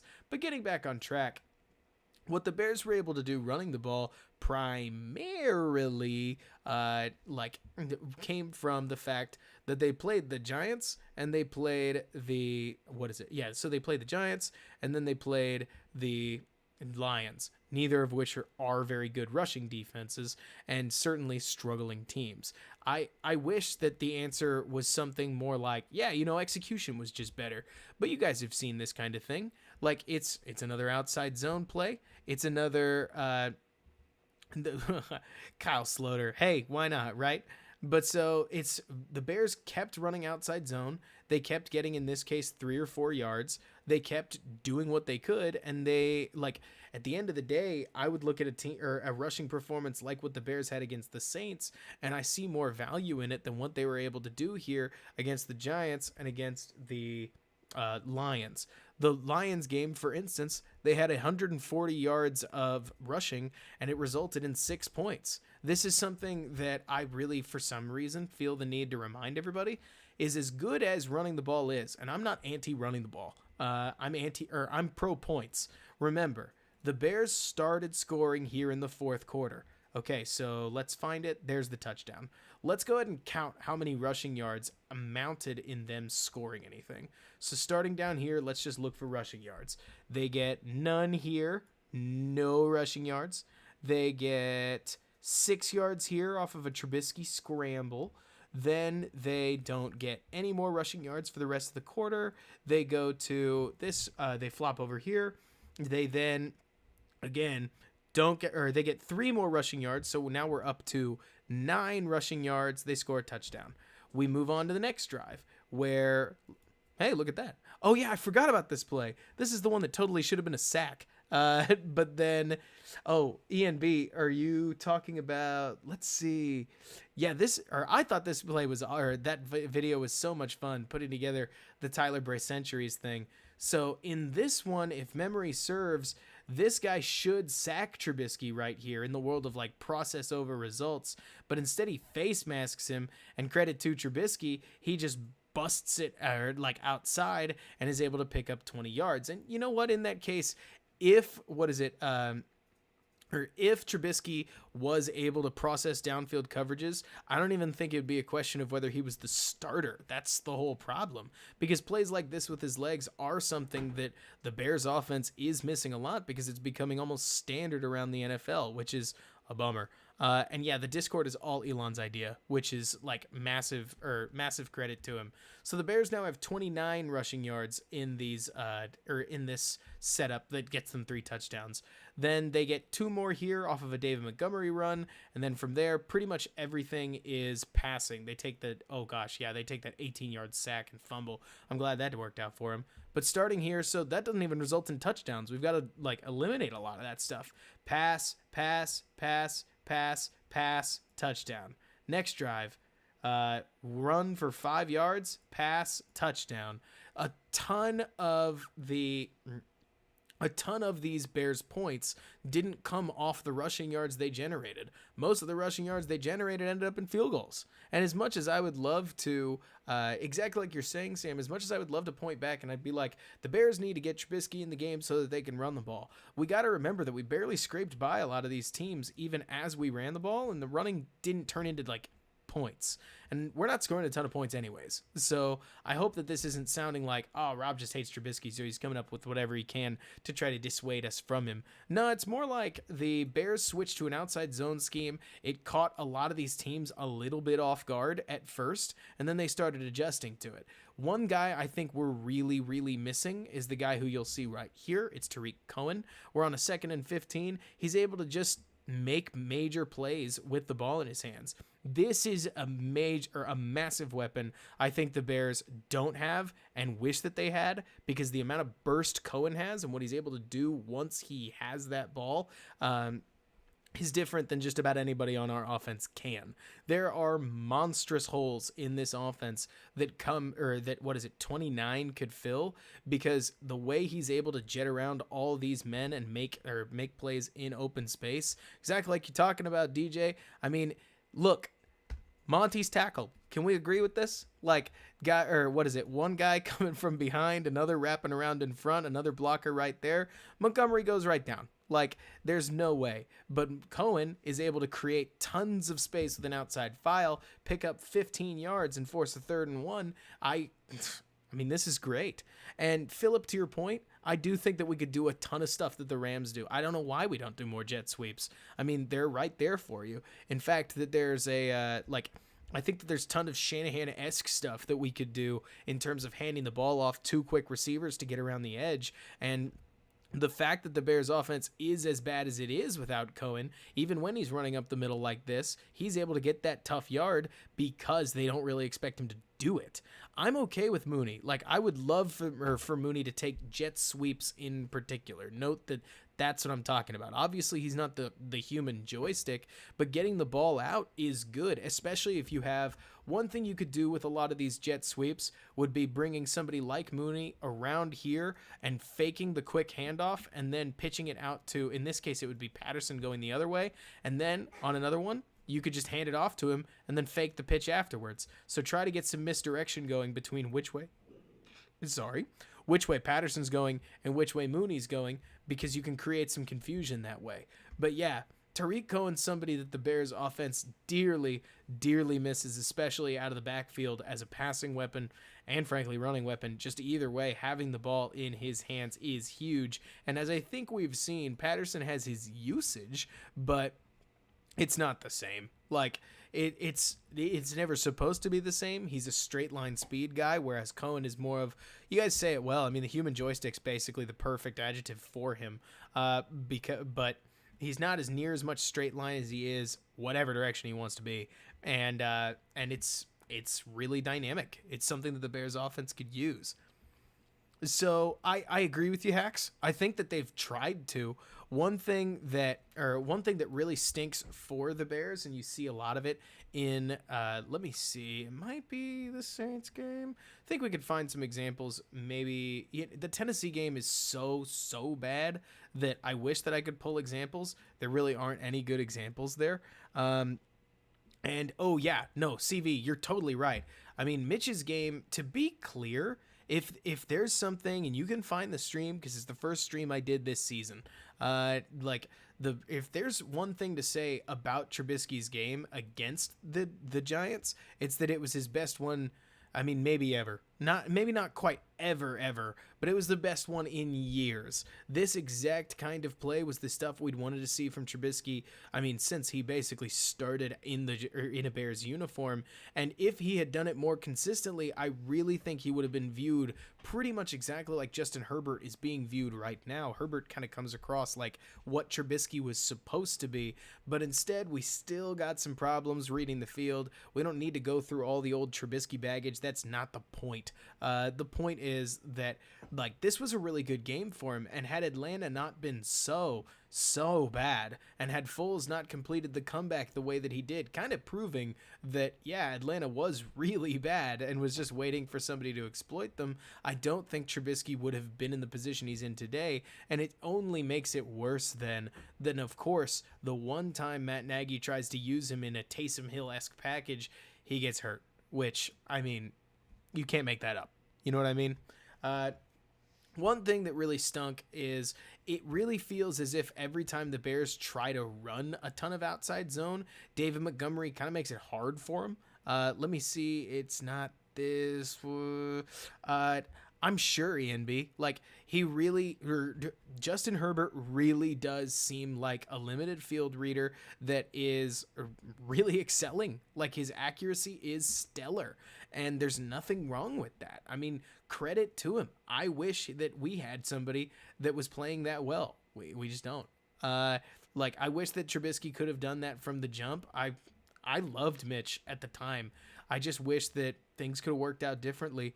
I don't know that they will. It really was the accuracy that did it for me. Let me see if I can find a play that I'm looking for. Because if there's one thing, CV, I'm the same way. Like, honestly, if I ever come across negative Nancy about Mitch Trubisky, know that it's purely because I was in the same boat as everybody who was like, ride or die with Mitch Trubisky, until it dawned on me, especially starting throughout the 2019 season and only solidifying itself as it went, that he wasn't growing like we wanted him to. And as soon as that happened, I know that I personally had to reassess things and try to figure out where to go from there.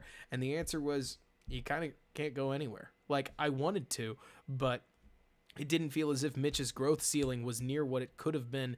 And with quarterbacks as expensive as they are and teams resetting with the ferocity that they do, exactly like you're talking about, Joseph, I needed him to come out in 2020 and look like a verifiably different player. And there were just too many red flags between week 1, week 2, and week 3. Even in a good week 2 game, there were still some red flags. And I understand moving on, even though Foles is fairly unimpressive.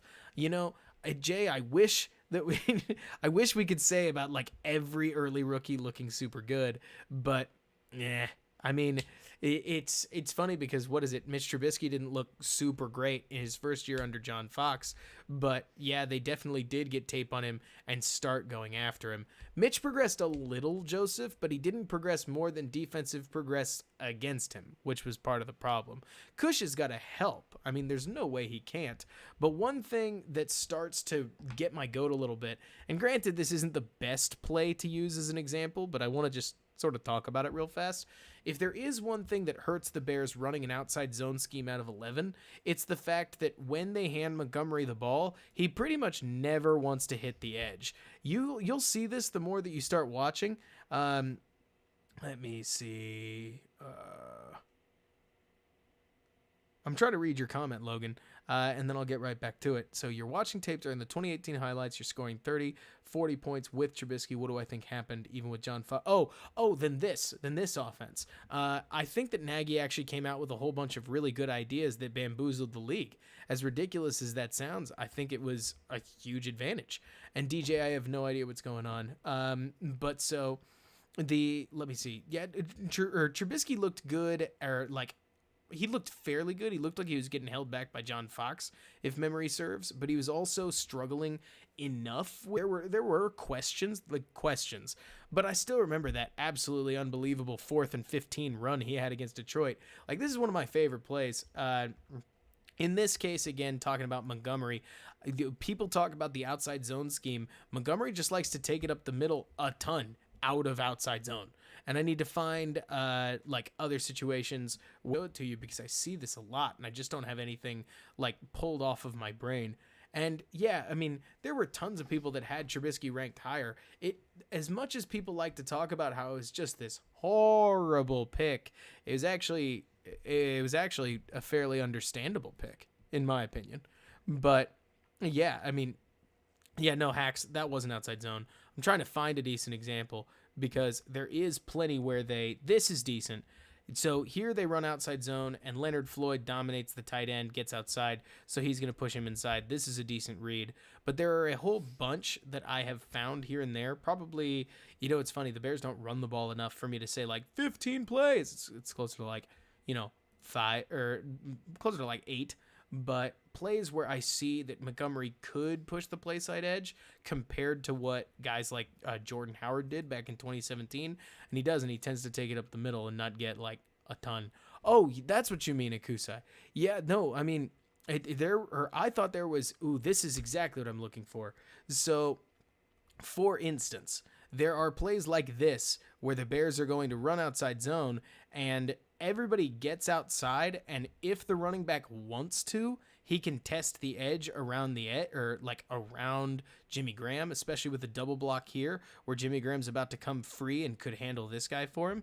But instead, Montgomery really likes to take these up the middle, and it seems as if the edge would have been free if he had the quickness to get there. Instead, he'll punch it up the gut and take 3 yards, and unfortunately, the Bears, I mean, you don't really benefit a ton when you just grind out 3 yards. It's those big long runs that are really starting to blow up all over the place, and when I start to watch more and more teams, it really gets my goat that there are guys like, as silly as it sounds, there are guys like Aaron Jones, Giovanni Bernard, Joe Mixon, James Robinson, as well as the litany of San Francisco backs that all seem like they're quicker than Montgomery are and are able to explode around edges as well as punch things up the middle and go from there. It's funny you talk about Daniel Jones. What I would say is that Daniel Jones, he actually seems faster than Trubisky because Trubisky struggles to beat a linebacker, and apparently Daniel Jones can run with the literal best of them. But man, Daniel Jones is a lot more accurate than Trubisky. He also reads the field just as badly and takes major aggressive risks. His turnovers are no joke. And especially given how often he fumbles in the pocket, you can't make that stuff up, and it hasn't just gone away. But it's interesting to see the way that Jones's career has worked out, especially compared to Trubisky, because credit to Trubisky, he keeps his turnovers down, but Trubisky also doesn't put the ball in the end zone a lot, and Daniel Jones has tended to do that more than Trubisky, though I'd need to look at stats to back it up. And I do feel like when the Bears do get in the end zone, a lot of times Nagy does, and it's weird saying this after all the conversation about Nagy's failings, for Trubisky at least, he seemed to get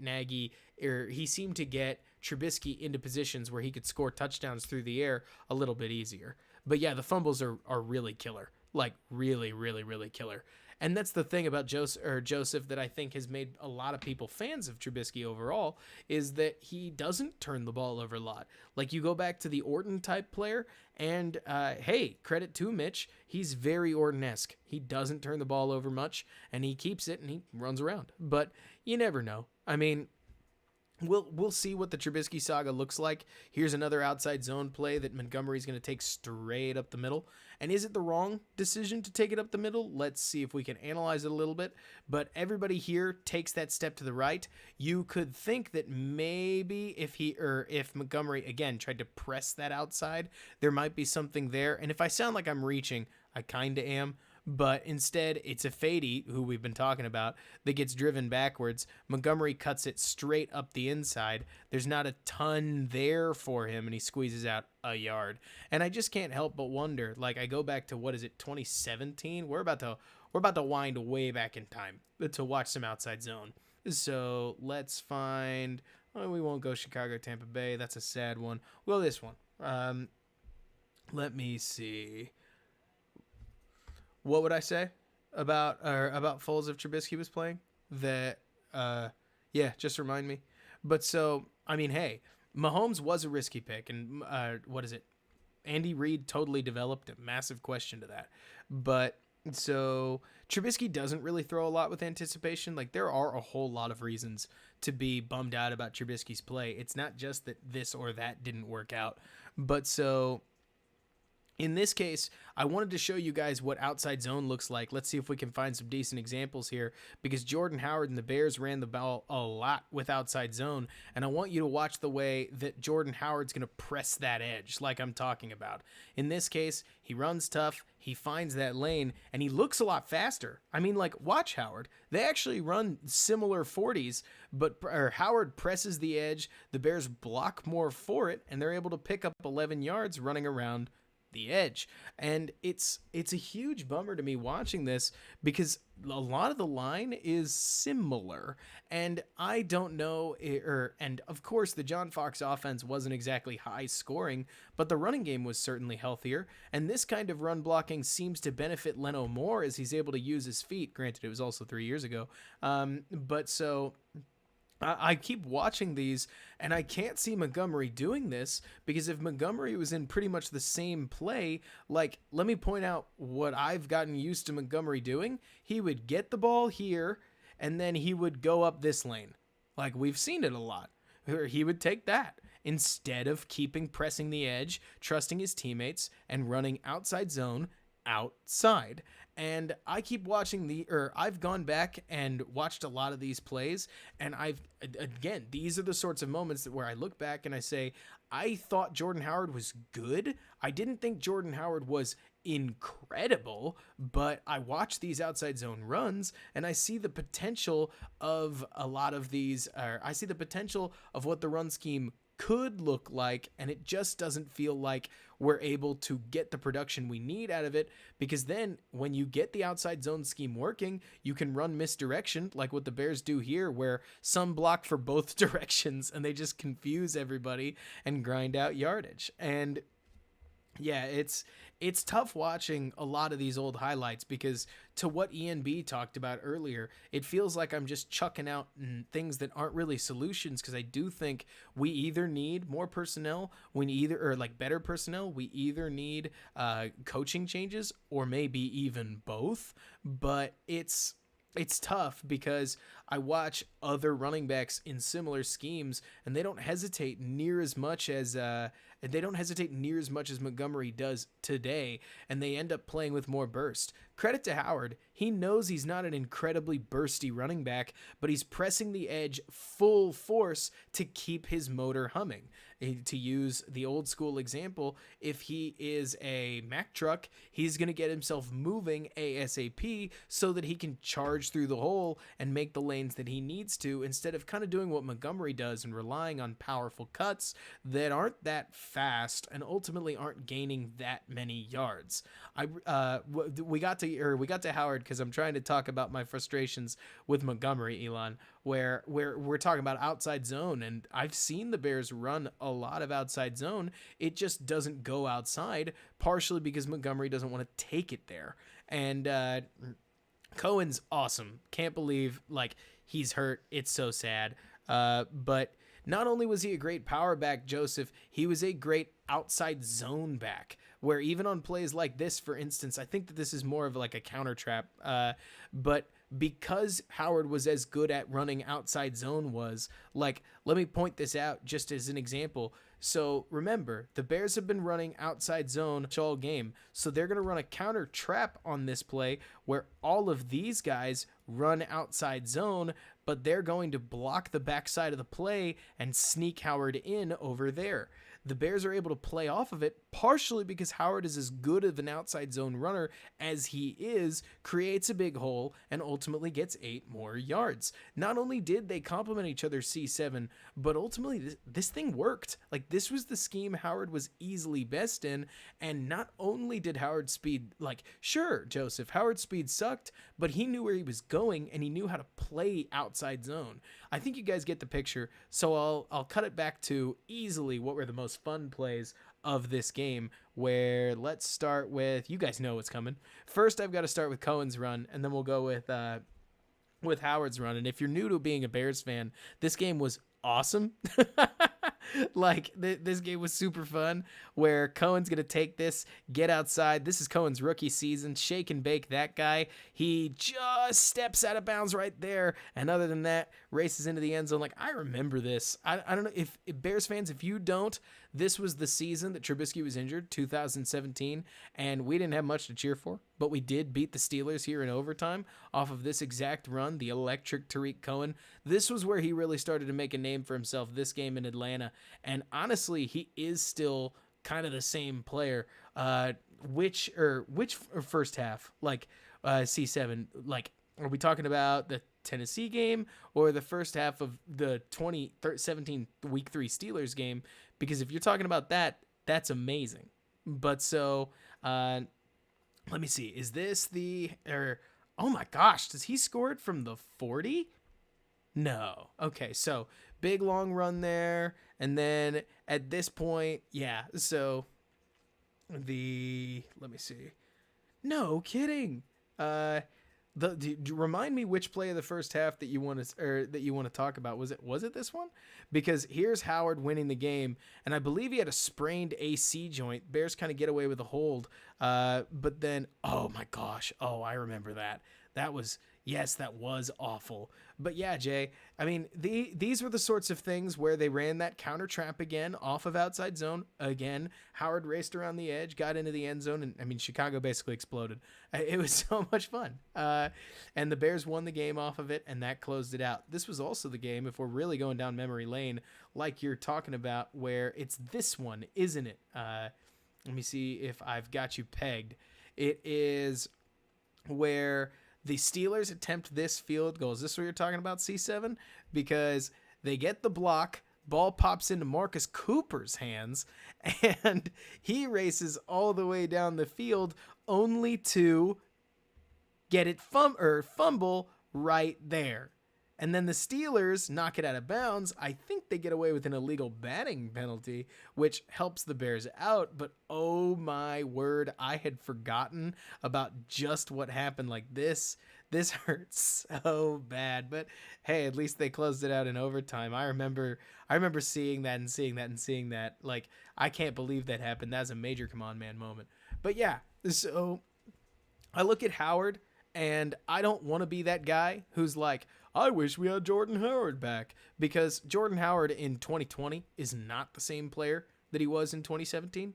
But it really has gotten to the point where I look, at least, and I see what the Bears are missing in an outside zone back. And if they want to run outside zone, they need a back that's able to do it. They're obviously struggling with inside zone, which is like Montgomery's whole bread and butter. This is another one of those moments where I'd go back to Ryan Pace and I'd say, yikes, guys, what are we doing here? That we've got an outside zone running back, or we've got an inside zone running back that doesn't want to run outside zone, but we're running outside zone consistently now. It's kind of a mess. And you know what, Elon? You're not wrong. Because if we did have Cohen, we'd be able to run stuff like this. I mean, there are entire sections of Matt Nagy's 2018 playbook that rely entirely off of Tariq Cohen on halfback reads. And look at this quick little screen. We're trying to do it with tight ends here, but like, look at what Cohen's able to do with all this space.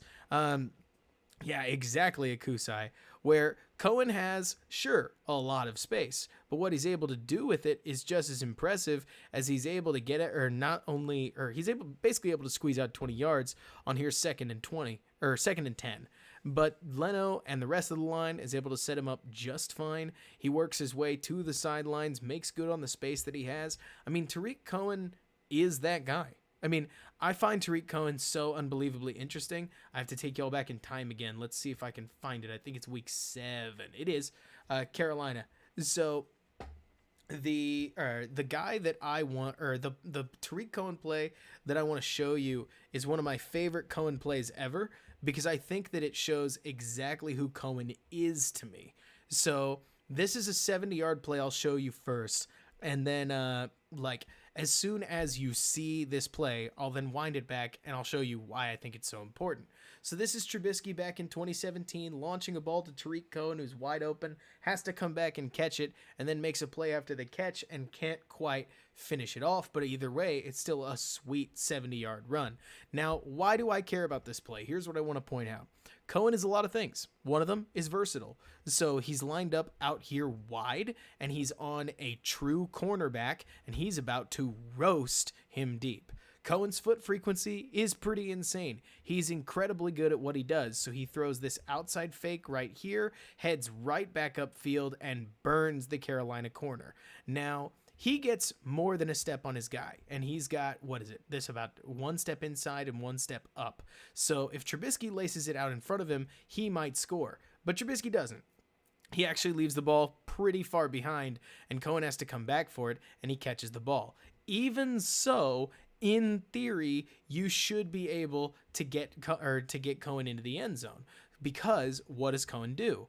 Like a good running back, he jets backwards and creates a ton of space. So he goes from in line with his 2 men to right here with a running lane. He also sets up his blockers with legitimate vision and patience. This is why I love watching Tariq Cohen. He runs right there and lets these 2 blockers get involved. He stays patient with the play, and they're able to pick up everybody except his original man, 27. And here's the big key, right? Cohen hits this point where it's him and the end zone in a foot race with number 27. That's it. And what I wish Cohen had, pretty much the only thing Cohen is missing, is the true breakaway speed to then beat 27 in a foot race that he can't quite do. 27 is able to catch him, and he goes down after, again, a sweet 70-yard gain, but not quite a touchdown. Cohen is versatile. He's got surprisingly good vision. He's very, very, very good at maximizing the space that he's given. The only thing he's missing that I think gets misconstrued a lot is truly elite speed, and that might have been what dropped him to the 4th round. But that's it. And you think about the fact that Cohen's a 4th rounder. I think Cohen's a lot more valuable. I love the fact that Tariq Cohen's extended. He might be our 2nd best player on offense. And I love Darnell Mooney. I think Cohen is a weapon. Like a weapon. Underline it. Capitalize it. Whatever you want to say. Like you're saying, Elon, I really don't think you're... I really, really, really don't think that you're over-exaggerating at all. I love Tariq Cohen, and I've seen the way that defenses adjust to him. I mean, for crying out loud, how many other... that's the thing, though, ENB. When you say, what can you expect from a 4th rounder? I completely agree. I wouldn't expect this much. Let me go back and show you. This was actually another really good Nagy game, but let me see. Is it the first touchdown? Is this where the Bears scored it, or is this the other fake? Antonio Brown was a 6th rounder, CV. But so there's one Cohen that I want to quickly go over. Let's see. Is it? Yes. So I want you to watch what happens to the defense here, because what's about to happen is that Cohen's going to flare out to the right on what looks like a screen, and just watch the Washington defense. I love, personally, watching, like, I don't think that there's any better compliment a defense can give somebody than playing them seriously. And I don't think there's a better compliment in the NFL. Like, I can tell you personally that I think a player is good, but what does that really mean in the grand scheme of things? Not a lot. What matters is that a defense cares, and the entire Washington defense shoves themselves way over to the right to deal with a Cohen screen that isn't coming. It's not there. What this play's whole design is to sneak Gabriel out totally by himself, because amidst the Cohen confusion, they've pretty much forgotten about the other speed threat, and here Trubisky has just about the easiest touchdown throw of his life. And I find this really, really fun because I wish that the Bears were still able to use this. I mean, oh man, Akusai, in the world of talking about the blocking, absolutely. I mean, the Bears line, for as much as we didn't like them at the time, they're a lot better than what we have, and he draws pretty much the entire defense, and Gabriel's able to get into the end zone. Elon, I think that a lot of it has to do with that Taylor Gabriel right now has a ton of concussions. Like, I think he just fell out of the league because he couldn't stay healthy, and I don't think that's a problem. Yeah, no, ENB, we really don't, and I think a lot of it comes from the fact that the Bears don't have, like, Cohen is a dangerous weapon, and he comes out of the backfield, and it's, your CV, if you want me to show it to you, it's another one of my favorites. So these were the sorts of designs that I look at, and I think to myself, like, Matt Nagy's potential is evident in a lot of these, even in 2019. Do you guys remember this? This is a fake pick play. I haven't seen anybody else run this. So what's going to happen here is that Taylor Gabriel is going to run a short curl to try to free up Trey Burton, in theory. But instead, he doesn't pick him, and he makes it look like he's kind of trying to, because what he's actually going to do is sink back and become wide open. Everybody's running the pick play, and this is free money. I'll back it up because that skipped really, really hard. But so, yeah, Bears versus Washington, as I've been gotten used to calling it.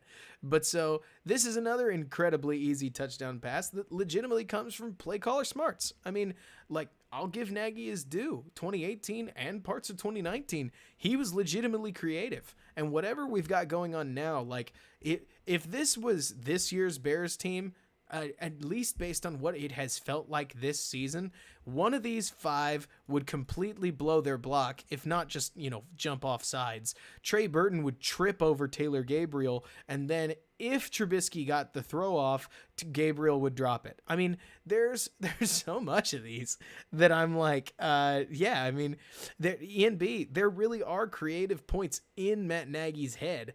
CV, you're talking about that one. I know which one you're thinking of. You're thinking of the touchdown, like every Bears fan's favorite Trubisky touchdown to talk about. But Akusai, what are you exaggerating about specifically? But my description of like what would have happened. Yeah. So it's plus a timeout followed by maybe 2 delay of games, DJ, or a delay of game and then a false start. But so I look at a lot of these plays and I keep finding myself like, I don't want to lead myself too far back to the Matt Nagy water, because when I look back in the past at 2018, at 2019, I see game plans with real potential. Like they didn't have these execution issues. They were strugglesome here and there, but they didn't have this kind of issue. Dallas is a perfect example of, I actually think this is actually somewhat on topic, so thank you guys for getting me down this train, because the Bears game against Dallas was another perfect example of a limited quarterback, because look, I like Mitch Trubisky the person as much as anybody else, but there were tons of these plays where the Bears just got whatever they wanted. In this case, I think they get a bang post from J.P. Holtz that's just left totally wide open, and Trubisky cashes in. It's, just a quick post route, and boom, they hit him right there. They also got that sweet Holtz screen a little bit later, which I want to find because that one's fun to watch. I mean, It's funny you say that it was Mitch's perfect game, Joseph, because Mitch basically threw for like 150 air yards, so like almost nothing.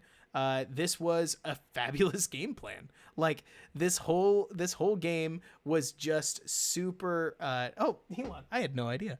But so this whole game, what from top to bottom, was Matt Nagy like correctly playing against the Dallas defense and the Bears offense out executing the Dallas defense that could not tackle. Yeah, no, CV, that's in there too. I do think DJ that the 2018 Tampa Bay game, regardless of whether or not Mitch might as well have been playing like a college defense, either way, that game, 6 touchdowns, like that's about as good as it gets. But so let me see.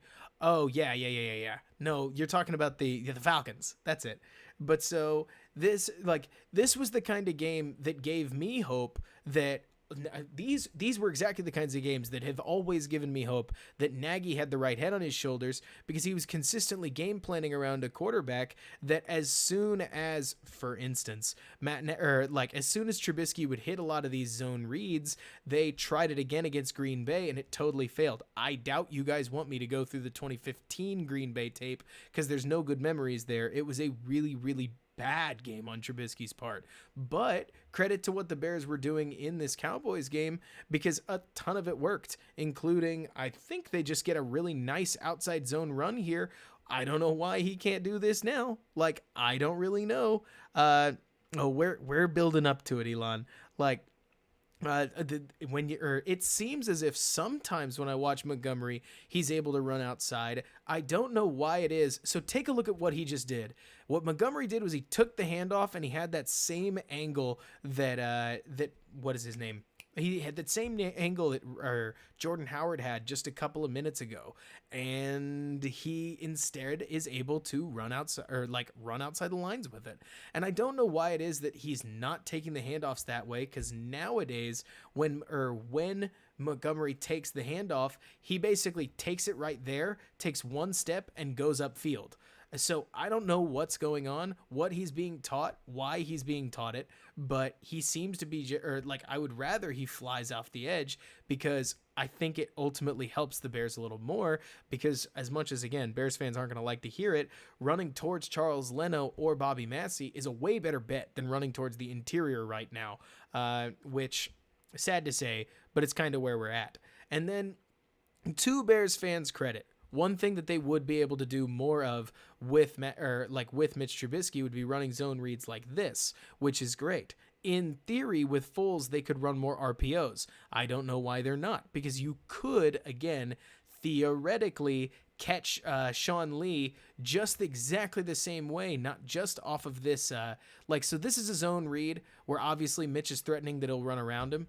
And instead he gives it to Montgomery, and Montgomery takes it straight up right there. But instead of doing this, Nick Foles could fake the same handoff and burn a slant route right behind the defense, like there-ish. But we are instead, this, if they did play Trubisky, this is the kind of play that they would have access to. And hey, if they drafted like a Trey Lance type or Dak Prescott or any of them, this play comes right on back into the playbook and is ultimately pretty easy, at least easy to integrate. But so from there, the Bears keep driving. I could watch all this film. I really do find myself loving watching film, but we will find more fun touchdowns, because the Bears went, back to back. Again, this was this was old school Nagy. He used to be outstandingly aggressive and confident. He just had Mitch throw to Robinson a bunch of times in a row. And here, what was it, on third down, maybe second down? Mitch is able to fit the ball in, both he and, oh my gosh, Jalen Smith. That's the guy's name. Yeah, no, Elon, this entire game was awesome. But so Trubisky at this point, he takes the snap, he delivers a throw. This was a really good game, despite the fact that it wasn't some crazy air yardage total. He was consistent. He was efficient. One of my favorite plays of I think it might have been the second half, I'm going to go hunting for it, was this one, 3rd and 2. This was the kind of play where I personally this was the stuff that I was hoping Mitch would build on. After this Dallas game, I'm sure you guys remember it, I made almost an apologetic video, like propping up Trubisky because I thought he'd played really, really well between the Lions and Dallas game, and then the last 3 games of the season were just awful. But here, Trubisky makes a really nice play out of absolutely nothing. I don't know whether it's part of the design, but he basically sloughs off the screen right here where he's got a screen option to Montgomery, and he must just not like it, even though it actually kind of looks like it's open. Neither here nor there. The point is that he takes the option that he has with his feet, the sure stuff, and who knows, maybe it's even part of the play, though JP Holtz abandoning it makes it look like maybe it wasn't, and he picks up the first down really easily, and this is where you could start to tell that Trubisky was feeling it, which I loved, and it started to have me thinking, hey, maybe he could really make this work. And then, exactly like y'all are all talking about, let's find it because we're all feeling it. It is right here where Trubisky takes it right around the side. I mean, this is stoked. Like, this is great stuff. Oh gosh, I'd take Trubisky over Glennon. Glennon didn't really bring much. Glennon was basically like supposed to be Foles, and credit to Foles, when he got a clean pocket, he's made the throws that we want him to. Let me back that up because I feel like it buffered. But so this play was a whole lot of fun. Like, I loved it. It was almost triumphant as the Bears planted the flag and really got a huge lead. What was it, like 31-7 at some point? Like, yeah, Elon, I did. I'm hoping that it didn't freeze this time. I'm trying to watch it. But yeah, this play was super duper fun. Easily one of the funnest of Trubisky's career. And while I would love to see this Trubisky every day, we don't tend to. Did it freeze again? Are you kidding me?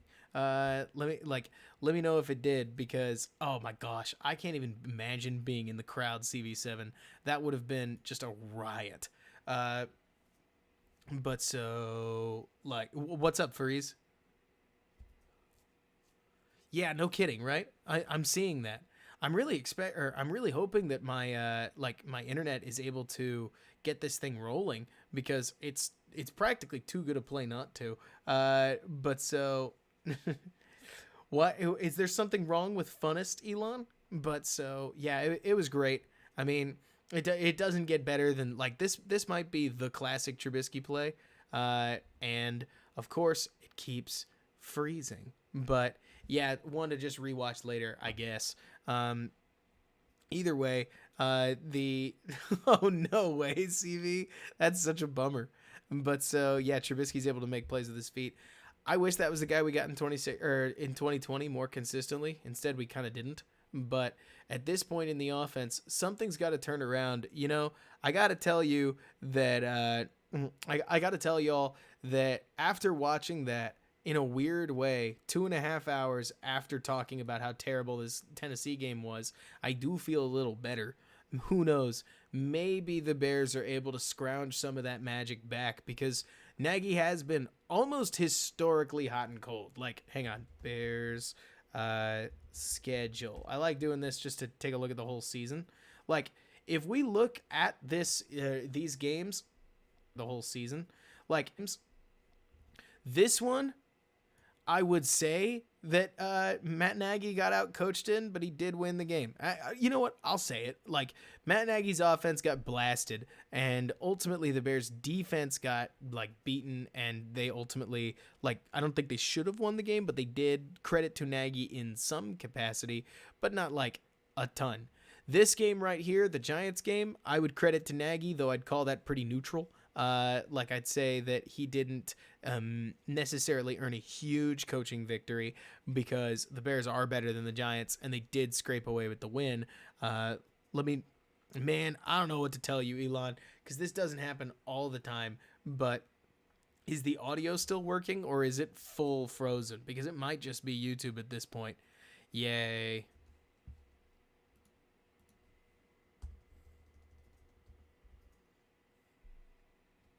Let's see. Hopefully this comes back.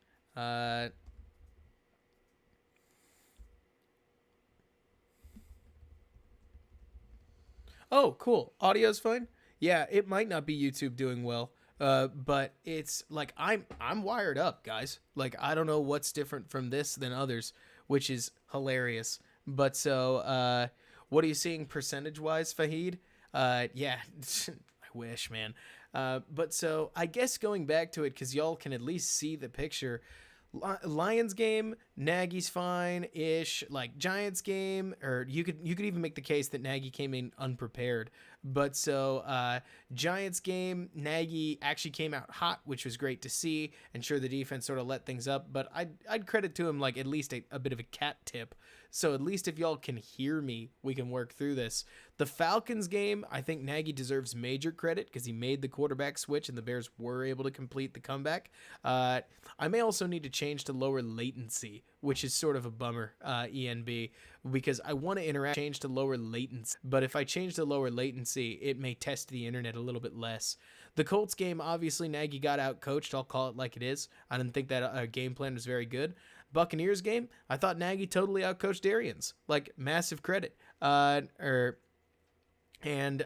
I would totally give him this one. I'd say Nagy gets the Buccaneers game. Like I don't think they win that naturally. So credit to the coach for what he did. I think that the Nagy and the Bears deserve some credit against the Panthers because they got motivated, though it was very all over the place. And this was where we really started to see our execution problems start, I would say. But you guys get the idea. Rams game, super duper flat. Big, like nag against it. Oh yeah, ENB, I totally did. I knew what I was making when I made it. I was like, this could go really, really, really badly as soon as I make this video, but I'm just gonna hope it doesn't because it's worth the laugh. And then the Saints game, you guys may disagree with me a little on this. So the Wims fight, for instance, really, really bad. Obviously bad. All the different timeouts, really bad. Where I will credit Nagy is that the game plan was actually pretty good. Like the Bears moved the ball and only stopped when they kind of got in their own way, and against a Saints defense that's a lot better than them, they were able to run it better than they basically did every year. Or like not every year. They basically did for the whole rest of the season with Foles. I thought we really had something there, but then we come out flat against the Titans in a game that makes us look a lot better than we are with a final score of 17-20. At least a huge crucible game. Like really, really, really bad game that we have gone over a lot. And I am personally going to tell y'all that at this moment, being a week-to-week fan in the capacity that I am, I would tell y'all, hey, it looks like the stream came back. That's neat. But so I would tell y'all that I am worried about Nagy more than ever. I think the execution, like the stream came back. That's neat. I think Nagy's basically just going to have to show or go with the rest of this team. They have got to finish decently. I just don't know if they will. But hey, as a Bears fan, more than willing to see them try. So we will see what they do at this point. If you did enjoy the stream, like DJ said, thank you so much for saying it for me. I love stimulating conversation. So if y'all liked this, please give it a like. That always helps with engagement. Apologies for the technical difficulties here at the end. At least we got a first good 2 hours and 20 minutes in. So that's great. But until next time, Bears fans, it sounds like with technical difficulties being what they are, it might be a good time to close up. Can y'all still hear me decently, or is even the audio down?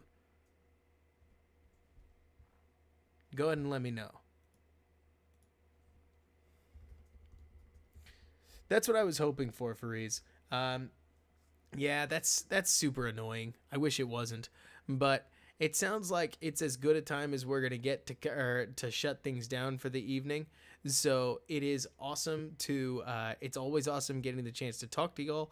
I am hopeful to put together something kind of just going over a bunch of the issues that they had today, though I doubt that's gonna surprise you. The Bears defense ultimately gives me a little bit of hope that they can beat a Vikings team that is ultimately limited, but it's not like I don't know if it's bad enough for the Bears offense to ultimately move the ball. So we'll just have to see what happens. And of course, we have to wait till Monday night to do it, which I always find a bummer because it puts a lot of pressure on getting everything else open or like everything else done. But I will see you guys next week. Again, great getting the chance to talk to y'all. And until next time, Bears fans, bear down. And thanks so much for bearing with me.